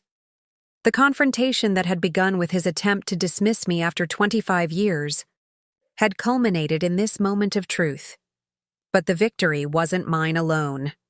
It belonged to everyone at Meridian who had refused to accept Richard's version of corporate reality, a world where value could only be created through manipulation and fear. As the elevator doors closed behind Richard and his federal escorts, Patricia appeared in the doorway, relief evident in her expression. "It's over?" she asked. "This part is," I confirmed. "Now, the real work begins. The real work of rebuilding Meridian not in Richard's image, but in alignment with the values that had sustained it through decades of genuine innovation, values that his leadership had temporarily obscured but never fully extinguished." Richard's arrest sent shockwaves through Meridian Technologies that reverberated far beyond our headquarters. Within hours, news networks were broadcasting footage of our former COO being escorted from the building in handcuffs, his composed expression belying the gravity of the charges against him: corporate espionage, wire fraud, money laundering, and attempted murder. The day after his arrest, I gathered with the executive team in what we now called the strategy room rather than the executive conference room. A small but symbolic change representing our shift toward collaborative leadership. The stock has dropped 18% since the market opened, Lena reported, displaying the financial dashboard on the main screen. Better than our projected worst-case scenario of 30%, but still significant. Major customers are requesting emergency briefings, added Neil Patel, particularly those using Aurora components in their existing systems. They're concerned about security vulnerabilities. The press is overwhelming our communications team, Meredith noted. Everyone wants exclusive details about Richard's schemes and his arrest. The challenges were mounting by the hour, but I noticed something important about the team's reports. They were delivered with calm determination rather than panic. Each executive followed their assessment of the problem with proposed solutions, ready for discussion and refinement. This is day one of our new reality, I acknowledged. The next weeks will be difficult, but we've prepared for this. Let's implement the response plan we developed. That plan, created during the tense days after discovering Richard's broader betrayal, provided a roadmap for addressing the immediate fallout from his exposure and arrest. It included protocols for customer communication, investor relations, media management, and employee support. Sam's team has prepared technical documentation for affected customers, Neil continued. We're offering free security audits and remediation, services for any system potentially compromised through NexusCore's stolen technology. I've scheduled a call with our top 20 institutional investors for this afternoon, Lena added. The presentation emphasizes our proactive handling of the situation and the enhanced value of a now secure Aurora platform. Meredith displayed her communication strategy. We're providing a comprehensive press package that controls the narrative while demonstrating transparency. The emphasis is on Meridian's resilience and our commitment to ethical business practices. As the meeting progressed, I was struck by the transformation in these executives. Many had been selected and mentored by Richard, chosen for their willingness to align with his vision. Now, freed from his influence, they were demonstrating capabilities he had either suppressed or never recognized. What about our people? I asked, referring to Meridian's employees who were processing not just a corporate crisis, but a profound betrayal of trust. Helena Duarte from Human Resources had anticipated the question. We've implemented the support framework immediately. Department leaders are conducting small group sessions today, acknowledging concerns and reinforcing our path forward. The Employee Assistance Program has additional counselors available, and we've created a secure internal channel for questions and feedback. The comprehensive response reflected weeks of careful planning, but what impressed me most was how quickly theory had transformed into action. Within hours of Richard's arrest, systems that had existed only as contingency plans became operational realities.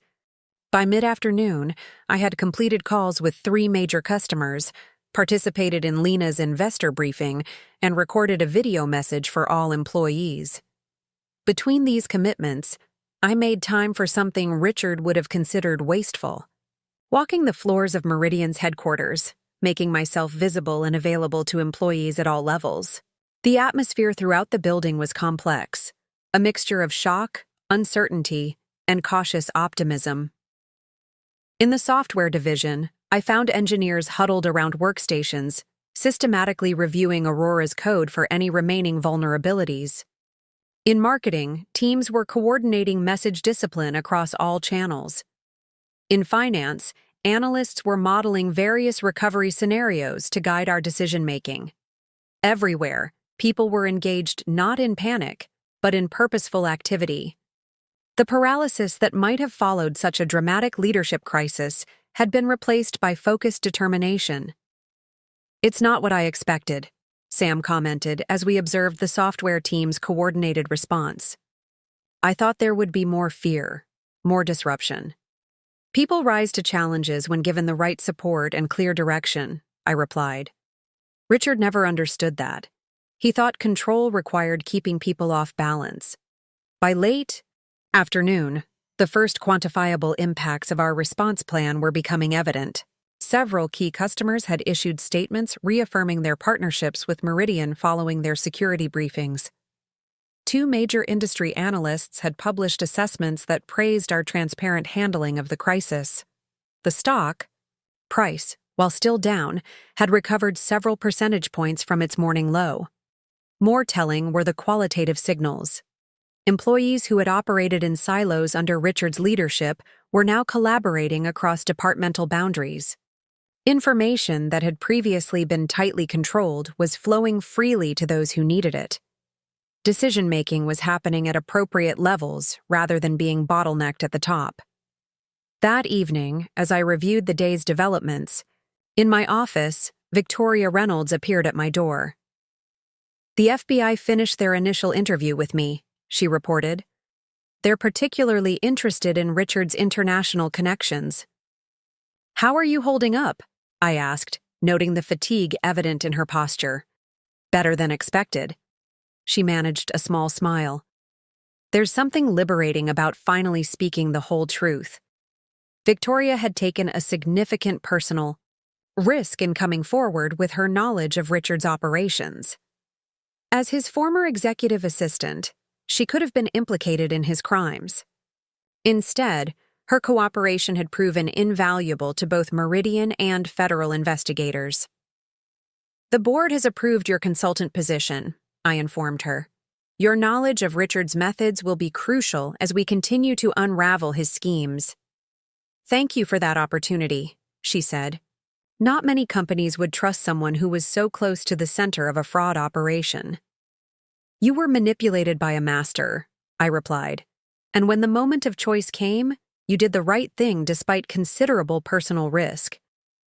After Victoria left, I turned my attention to the preliminary damage assessment compiled by our financial team. The numbers were sobering, but not catastrophic. Richard's diversion of funds had cost Meridian approximately $42 million over 8 years. Significant, but manageable for a company of our size. The attempted theft and compromise of Aurora represented a more substantial threat, but one we had largely contained before irreversible damage occurred. What couldn't be quantified was the impact on Meridian's culture, the erosion of trust, the suppression of innovation, the fear-based decision-making that had gradually infiltrated the organization under Richard's leadership. These effects would take longer to address than the financial and technological challenges. Around 7 p.m., Diane Morrison arrived for our scheduled update to the board chair. "You've had quite a day," she observed, taking the seat across from my desk. "The whole company has," I corrected. "I'm just one part of the response." Diane nodded, approvingly. "That perspective is exactly why the board confirmed your appointment as permanent COO this afternoon." The vote was unanimous. The news took me by surprise. I had assumed the board would conduct an extensive search before making a permanent decision, particularly given the circumstances. "What about the interim CEO position?" I asked. Our previous CEO had taken early retirement shortly after Richard's initial exposure, creating a leadership vacancy that the board had been addressing separately from my role. "That conversation is ongoing," Diane replied. "But your handling of this crisis has made a strong impression. Don't be surprised if that opportunity presents itself sooner rather than later." As Diane departed, I found myself reflecting on the strange path that had brought me to this moment. 3 weeks ago, I had been a division director facing dismissal after 25 years of service. Now, I was the confirmed COO helping to rebuild the company from the inside out. The irony wasn't lost on me.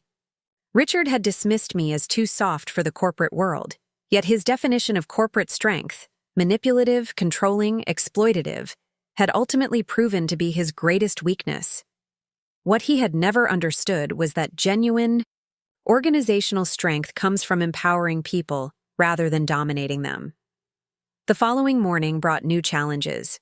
Nexus Corp's CEO had made a public statement distancing himself from Richard and claiming the company had been misled about the origins of certain technologies.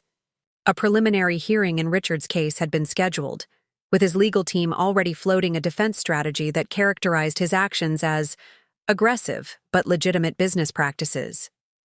But the morning also brought signs of Meridian's resilience. Our stock had stabilized, customer retention remained strong, and employee attendance was at normal levels despite the ongoing disruption. The executive team gathered for our now daily crisis response meeting, but the tone had shifted subtly from reaction to reconstruction. "We've completed the technical audit of all Aurora implementations," Sam reported. "The compromised code has been identified and isolated in all deployed versions. The remediation process is underway with full customer cooperation. The financial markets are responding to our transparency," Lena added. 2 analyst reports this morning specifically cited our textbook crisis management as a reason for maintaining buy recommendations despite the short-term volatility. Meredith's update was particularly encouraging. The media narrative is shifting from company in crisis to company demonstrating resilience. Several business publications have requested interviews about our leadership transition and corporate renewal. As the meeting progressed, I noticed a subtle but significant change in how team members interacted. The hesitation that had characterized early discussions, remnants of Richard's culture where speaking too freely could have consequences, had been replaced by confident engagement. People challenged assumptions, offered alternatives, built on each other's ideas without concern for hierarchy or territory. "There's something else we should discuss," I said as the formal agenda concluded. "The culture Richard created didn't develop overnight, and it won't be fully transformed by his removal. We need to be intentional about the environment we're building to replace it."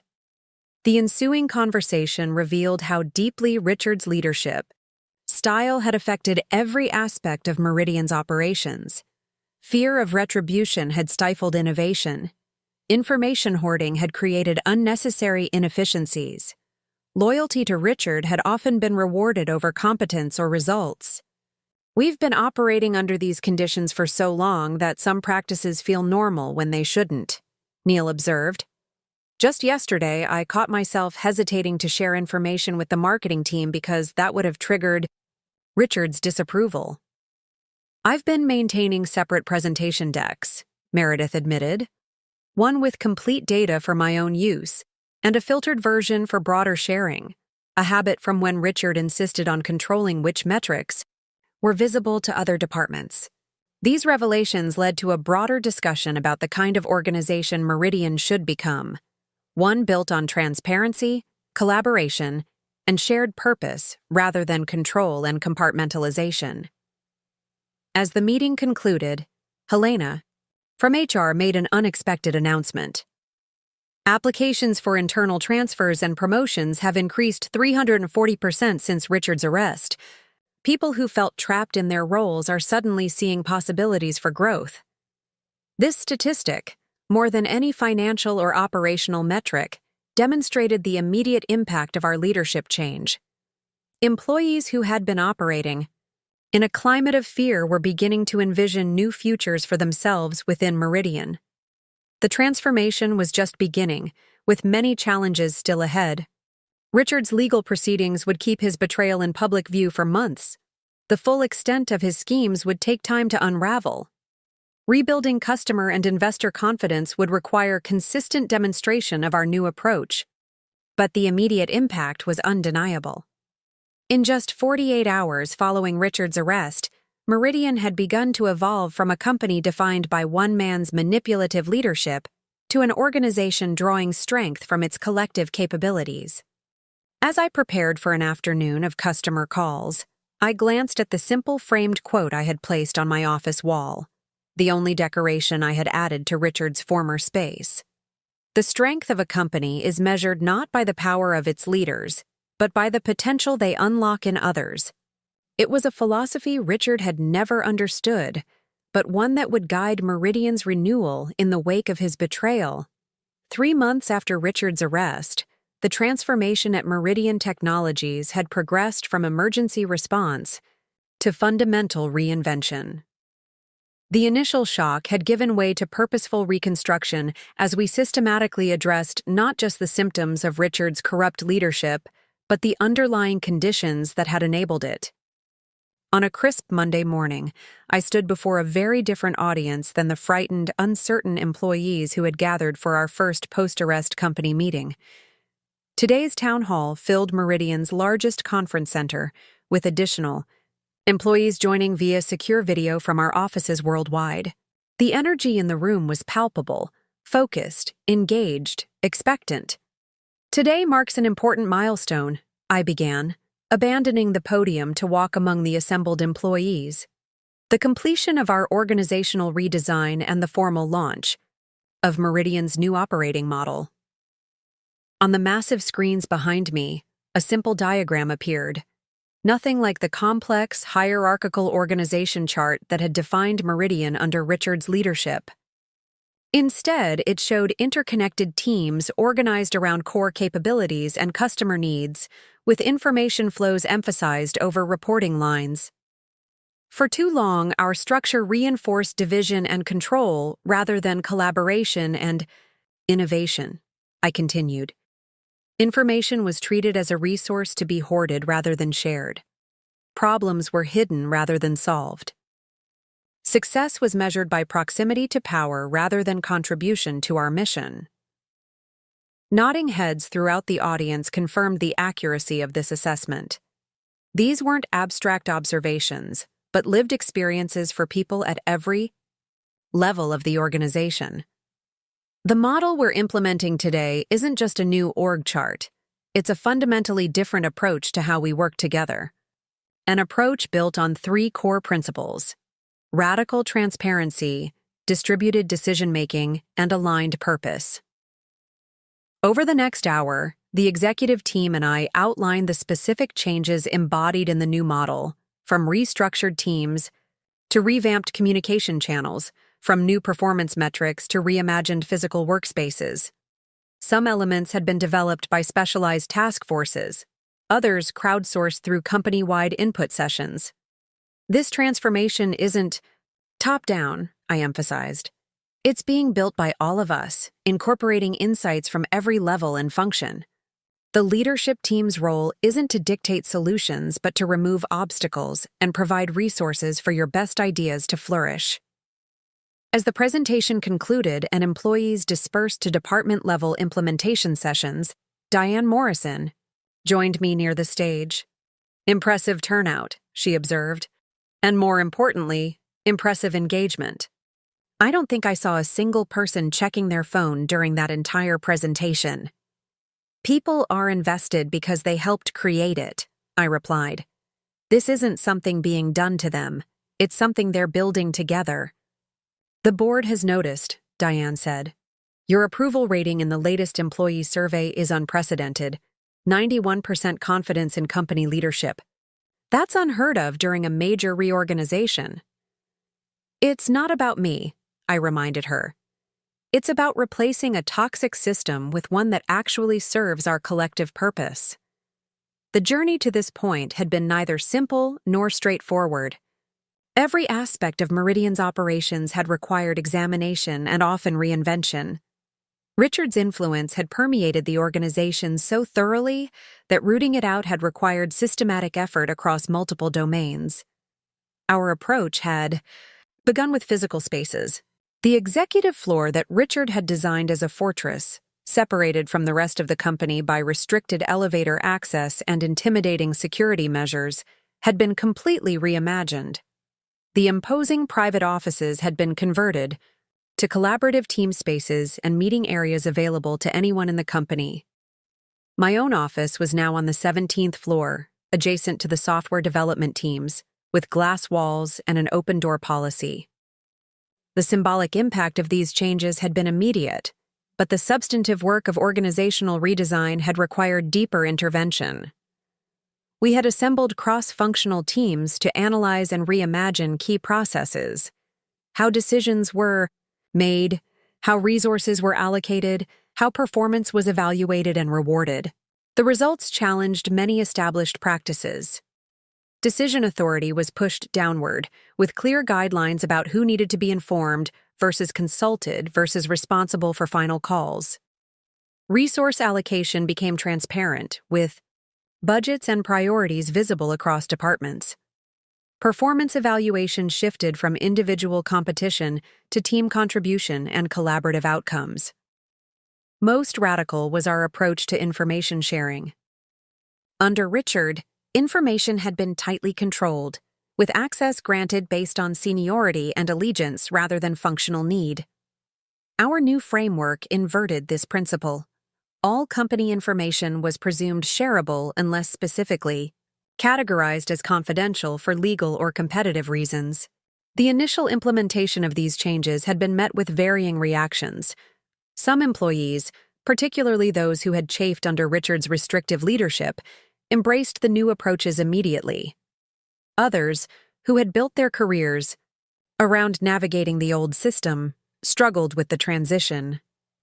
"It's like learning a new language," one mid-level manager had confessed during an implementation workshop. "I've spent years figuring out how to succeed in Richard's Meridian. Now the rules are completely different." This observation had led to one of our most important support mechanisms, the Transformation Partnership Program, which paired employees comfortable with the new approaches with those finding the transition challenging.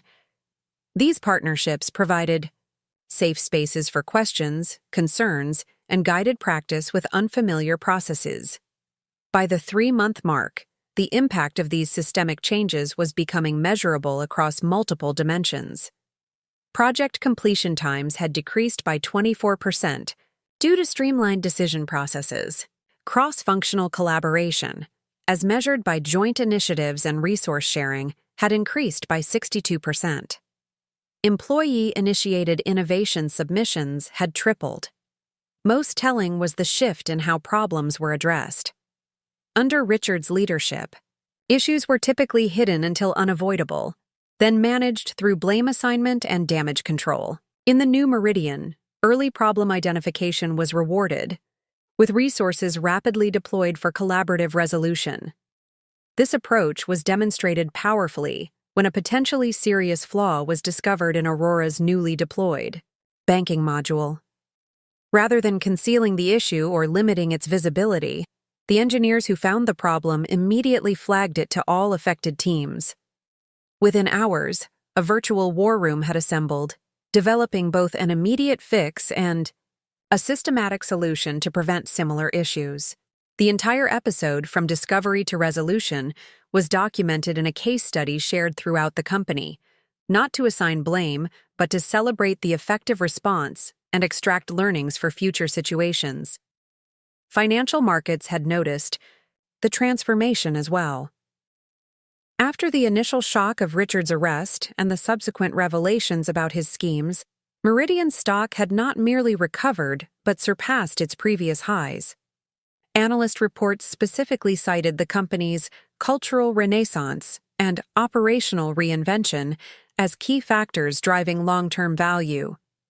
Customer relationships, initially strained by concerns about Aurora's security and Meridian's stability, had largely been restored through our transparent handling of the crisis. Several major clients had actually expanded their engagements, impressed by the company's resilience and renewed innovation capacity. The afternoon following the town hall, I met with Samantha Cooper to review the latest Aurora deployment metrics. As Software Division Director, a position she had formally accepted after initially serving in an interim capacity, Sam had led the critical work of securing and enhancing the platform that remained Meridian's flagship product. Adoption rates are exceeding projections, she reported, displaying usage data from the past quarter. The security enhancements we implemented post-Richard have actually become a major selling point. Customers appreciate that we identified and addressed potential vulnerabilities so proactively. "And the enhanced collaboration framework?" I asked, referring to a feature that allowed secure information sharing across traditionally isolated systems, a technical manifestation of the same principles we were applying organizationally. That's the real game changer, Sam confirmed. It's opening entirely new use cases we hadn't anticipated.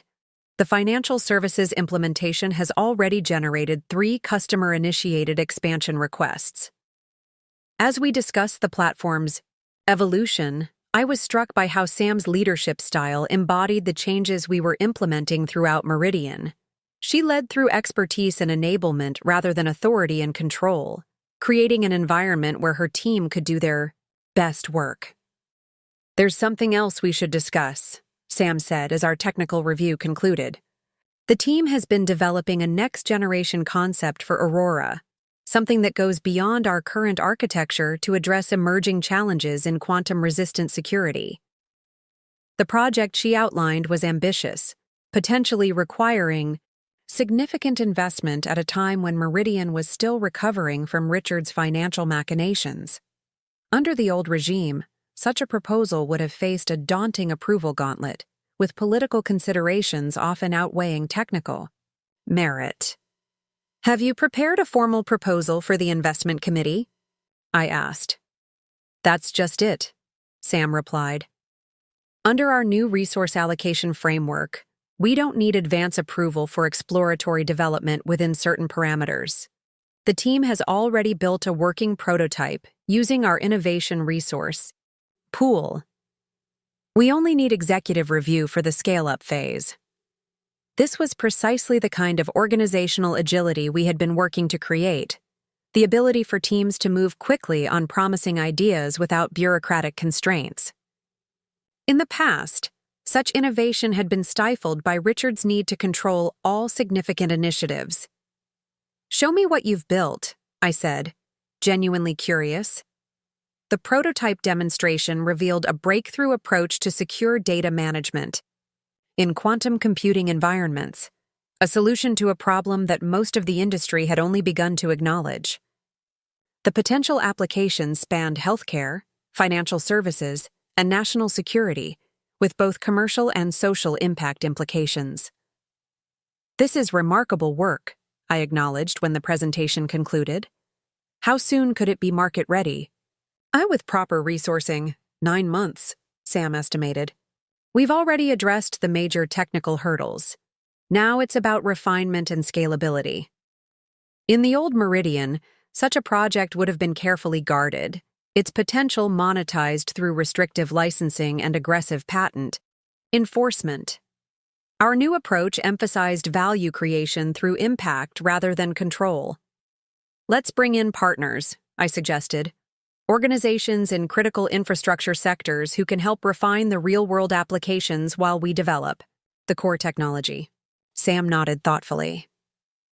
"Collaborative development rather than isolated creation. That aligns perfectly with our new principles." This exchange exemplified the systemic changes taking root throughout Meridian. Innovation flowing freely across organizational boundaries. Resources allocated based on potential impact rather than political considerations. Leadership focused on enabling great work rather than controlling it. As I left Sam's office, I passed a newly installed collaboration space where teams from marketing, customer support, and product development were engaged in animated discussion around a digital whiteboard. 6 months ago, these functions had operated in isolation, their interactions formalized and constrained. Now, they were working together naturally, combining their diverse perspectives to solve shared challenges. The transformation visible in that simple scene represented the essence of our systemic change. Rebuilding Meridian not as a hierarchy of control, but as an ecosystem of collaboration. Richard had created an organization optimized for his personal power and benefit. We were creating one designed to harness our collective capabilities for shared purpose. The road ahead would bring new challenges. Cultural transformations are never complete, but rather ongoing journeys requiring constant attention and refinement. Some deeply embedded habits from the Richard era would take time to fully address. External pressures, market shifts, competitive moves, economic changes would test our new approaches in ways we couldn't fully anticipate. But the foundation had been established. The principles guiding our transformation, transparency, distributed decision-making, aligned purpose, had proven their value through measurable results. Most importantly, they had earned the commitment of Meridian's people, who were now active, architects of the company's future rather than passive implementers of one man's vision. Richard's attempt to dismiss me after 25 years had inadvertently catalyzed not just a leadership change, but a complete reinvention of the company he had sought to control and exploit. The systemic changes now firmly established at Meridian ensured that no future leader, including me, could ever again accumulate the unchecked power he had wielded. That, perhaps, was the most meaningful transformation of all. 1 year to the day after Richard called me into his office to dismiss me from Meridian Technologies, I stood on the rooftop garden of our headquarters, watching the sunset paint the city skyline in hues of gold and amber. The space, once Richard's private retreat where he entertained select executives and clients, had been transformed into a communal area open to all employees, symbolic of the broader changes throughout the company. The past 12 months had been the most challenging and rewarding of my career. What had begun as a personal fight for survival against Richard's betrayal had evolved into something far more significant. The reinvention of a company that employed thousands and developed technologies affecting millions. "Thought I might find you here," said Diane Morrison, joining me at the railing. Anniversaries have a way of pulling us toward reflection. As board chair, Diane had been a steadfast ally throughout Meridian's transformation. Her willingness to acknowledge the oversight failures that had enabled Richard's schemes had set a powerful example of accountability for the entire organization. "Hard to believe it's been a year," I replied. "Sometimes it feels like a decade, other times like yesterday. Given what's been accomplished, I'd say a decade's worth of change in a single year is about right." She gestured toward the offices below, where lights still burned in many windows despite the evening hour. The quarterly results were announced. "Today, have you seen them?" "I've been in customer meetings all afternoon." She smiled. "Record growth across all divisions. Aurora deployments up 78% year over year. Employee retention improved by 24%, the highest customer satisfaction ratings in company history." The metrics were gratifying but incomplete measures of the real transformation. Numbers couldn't capture the fundamental shift in how people worked together, how decisions were made, how innovation flourished in an environment of trust rather than fear. "The financial analysts are calling it the Meridian miracle," Diane continued. "They can't quite comprehend how a company in crisis has emerged stronger than before."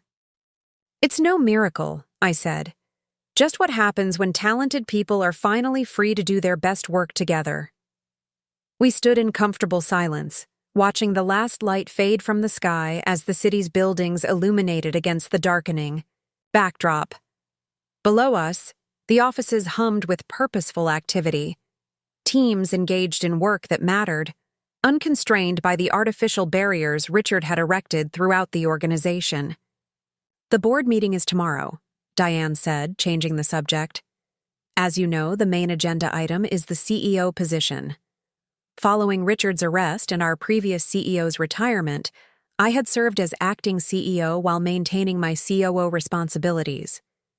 The interim arrangement, initially planned for 3 months, had extended as the company navigated its restructuring and renewal.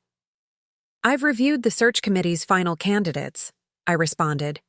"Both external executives have impressive backgrounds." "They do," Diane agreed, "but the board's preference has become clear. We want you to accept the permanent CEO position, Teresa. The formal vote is tomorrow, but I wanted you to have time to consider it tonight." Though not entirely unexpected, the offer prompted a moment of serious reflection.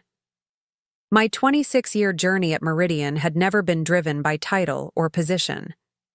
My passion had always been for the work itself, developing technologies that solved meaningful problems, building teams that brought out the best in talented individuals. I'm honored by the confidence, I said carefully. But I want to ensure we're making this decision for the right reasons. The company has been through tremendous change. Perhaps fresh leadership would disrupt the cultural transformation. That's still taking root, Diane finished. The board has considered this carefully, Teresa.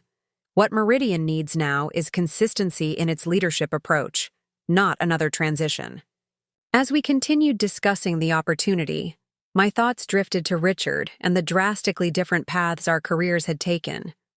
His trial was scheduled to begin next month, with prosecutors having amassed overwhelming evidence of his crimes. The man who had once dominated Meridian through fear and manipulation now faced the prospect of spending decades in federal prison. I had visited him once, 3 months after his arrest, seeking closure rather than confrontation. The meeting had been brief but revealing. Stripped of his power and privileges, Richard had shown glimpses of reflection, even regret, though his fundamental belief in his own superiority remained intact. "You've surprised me, Teresa," he had admitted through the visitor's phone. "I never thought you had this in you, remaking the company in your image." "That's where you're still wrong," I had replied. "I'm not remaking it in my image.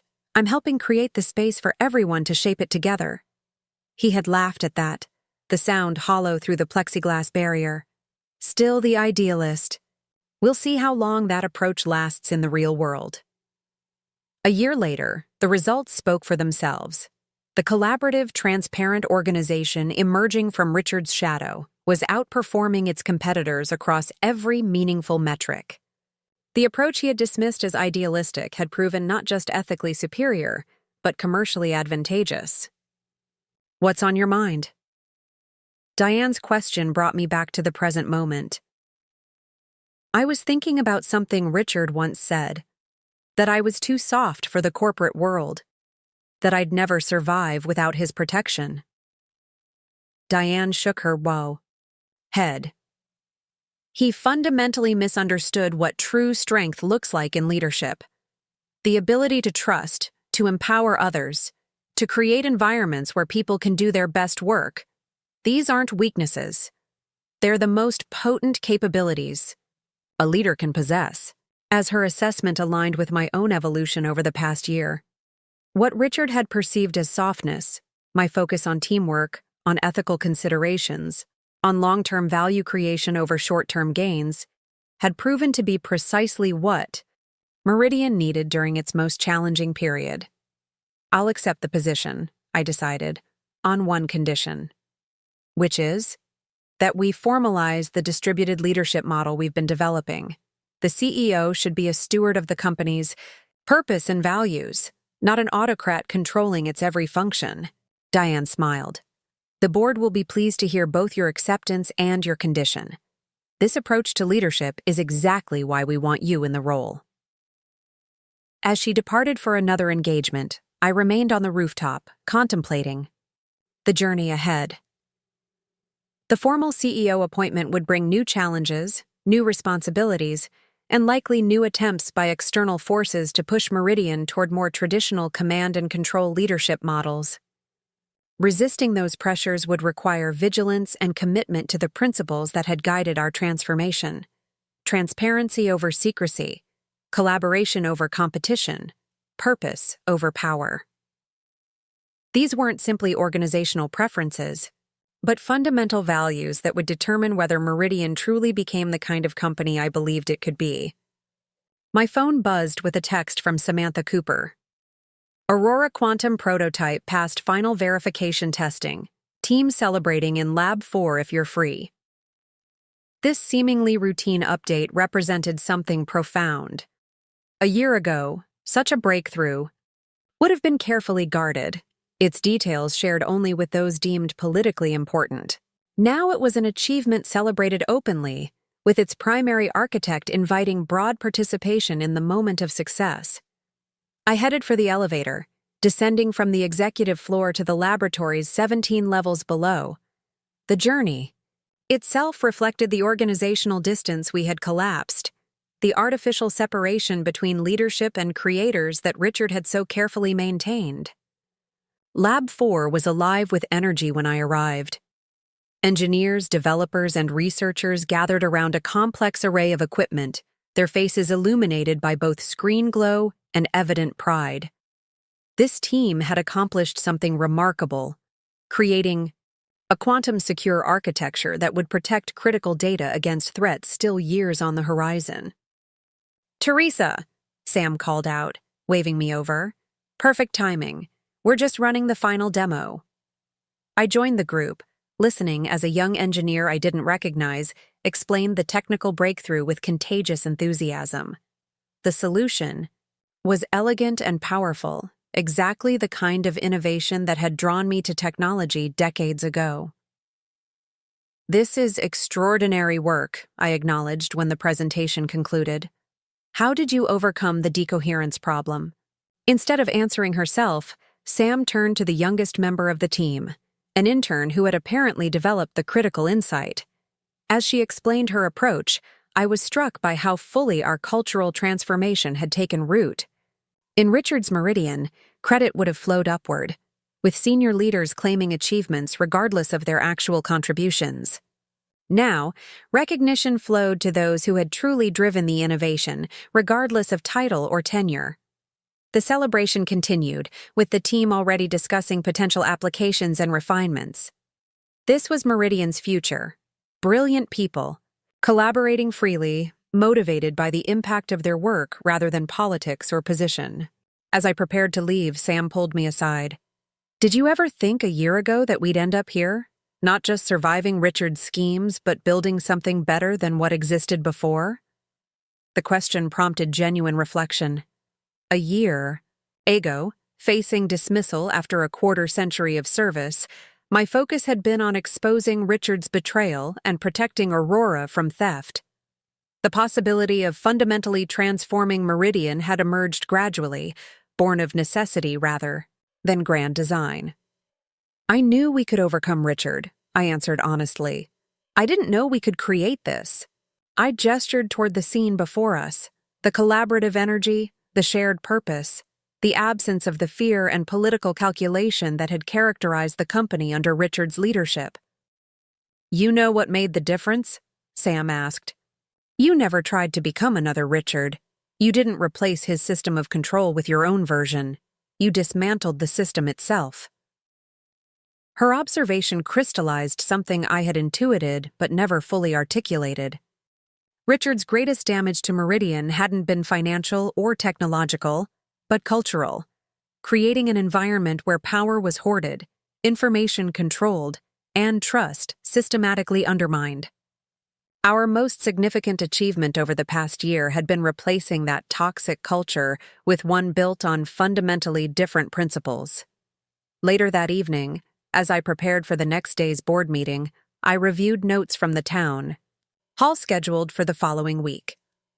The quarterly company gathering had been transformed from Richard's stage-managed performances to authentic conversations about challenges, opportunities, and collective progress. My draft remarks included an unconventional announcement: the establishment of a rotational leadership program that would bring diverse perspectives into executive decision-making through temporary appointments from throughout the organization. It was another step toward the distributed leadership model I had discussed with Diane, further dismantling the concentration of power that had enabled Richard's abuses. A knock at my office door interrupted these reflections. It was Patricia, who had transitioned from executive assistant to head of our newly created organizational development department, leveraging her intimate knowledge of Meridian's culture to guide its evolution. "I have something for you," she said, placing a small box on my desk. "The team thought you might want this for tomorrow's board meeting." Inside was a simple pin bearing Meridian's new logo, the interconnected nodes, that had replaced Richard's sharp-edged corporate emblem. The redesign had been created through a company-wide collaborative process, with the final selection voted on by all employees. "It's from all of us," Patricia explained, "to mark the anniversary." The gesture was meaningful not for its material value but for what it represented: the collective appreciation of a company that had found its way from crisis to renewal. not through the vision of a single leader, but through the combined efforts of thousands who had reclaimed their organization from the shadow of corrupt leadership. "Thank you," I said simply. "This means more than you know." After Patricia left, I turned to the window overlooking the city. Somewhere out there, Richard awaited trial. His empire of deception collapsed around him. He had built his career on the belief that corporate success required manipulation, control, and the concentration of power. He had dismissed my approach as naive, my focus on technology and teams as weakness. 1 year later, the evidence was clear. Meridian was thriving not despite the values Richard had scorned, but because of them. Transparency had replaced secrecy. Collaboration had replaced competition. Distributed authority had replaced centralized control. The company was stronger, more innovative, and more resilient than at any point in its history. The irony was profound.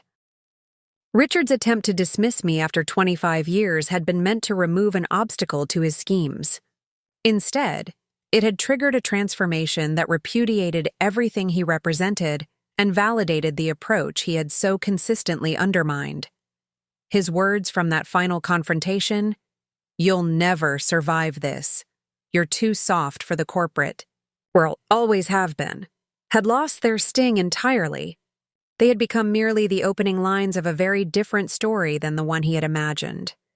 A story not of defeat, but of renewal, not of individual triumph, but of collective possibility.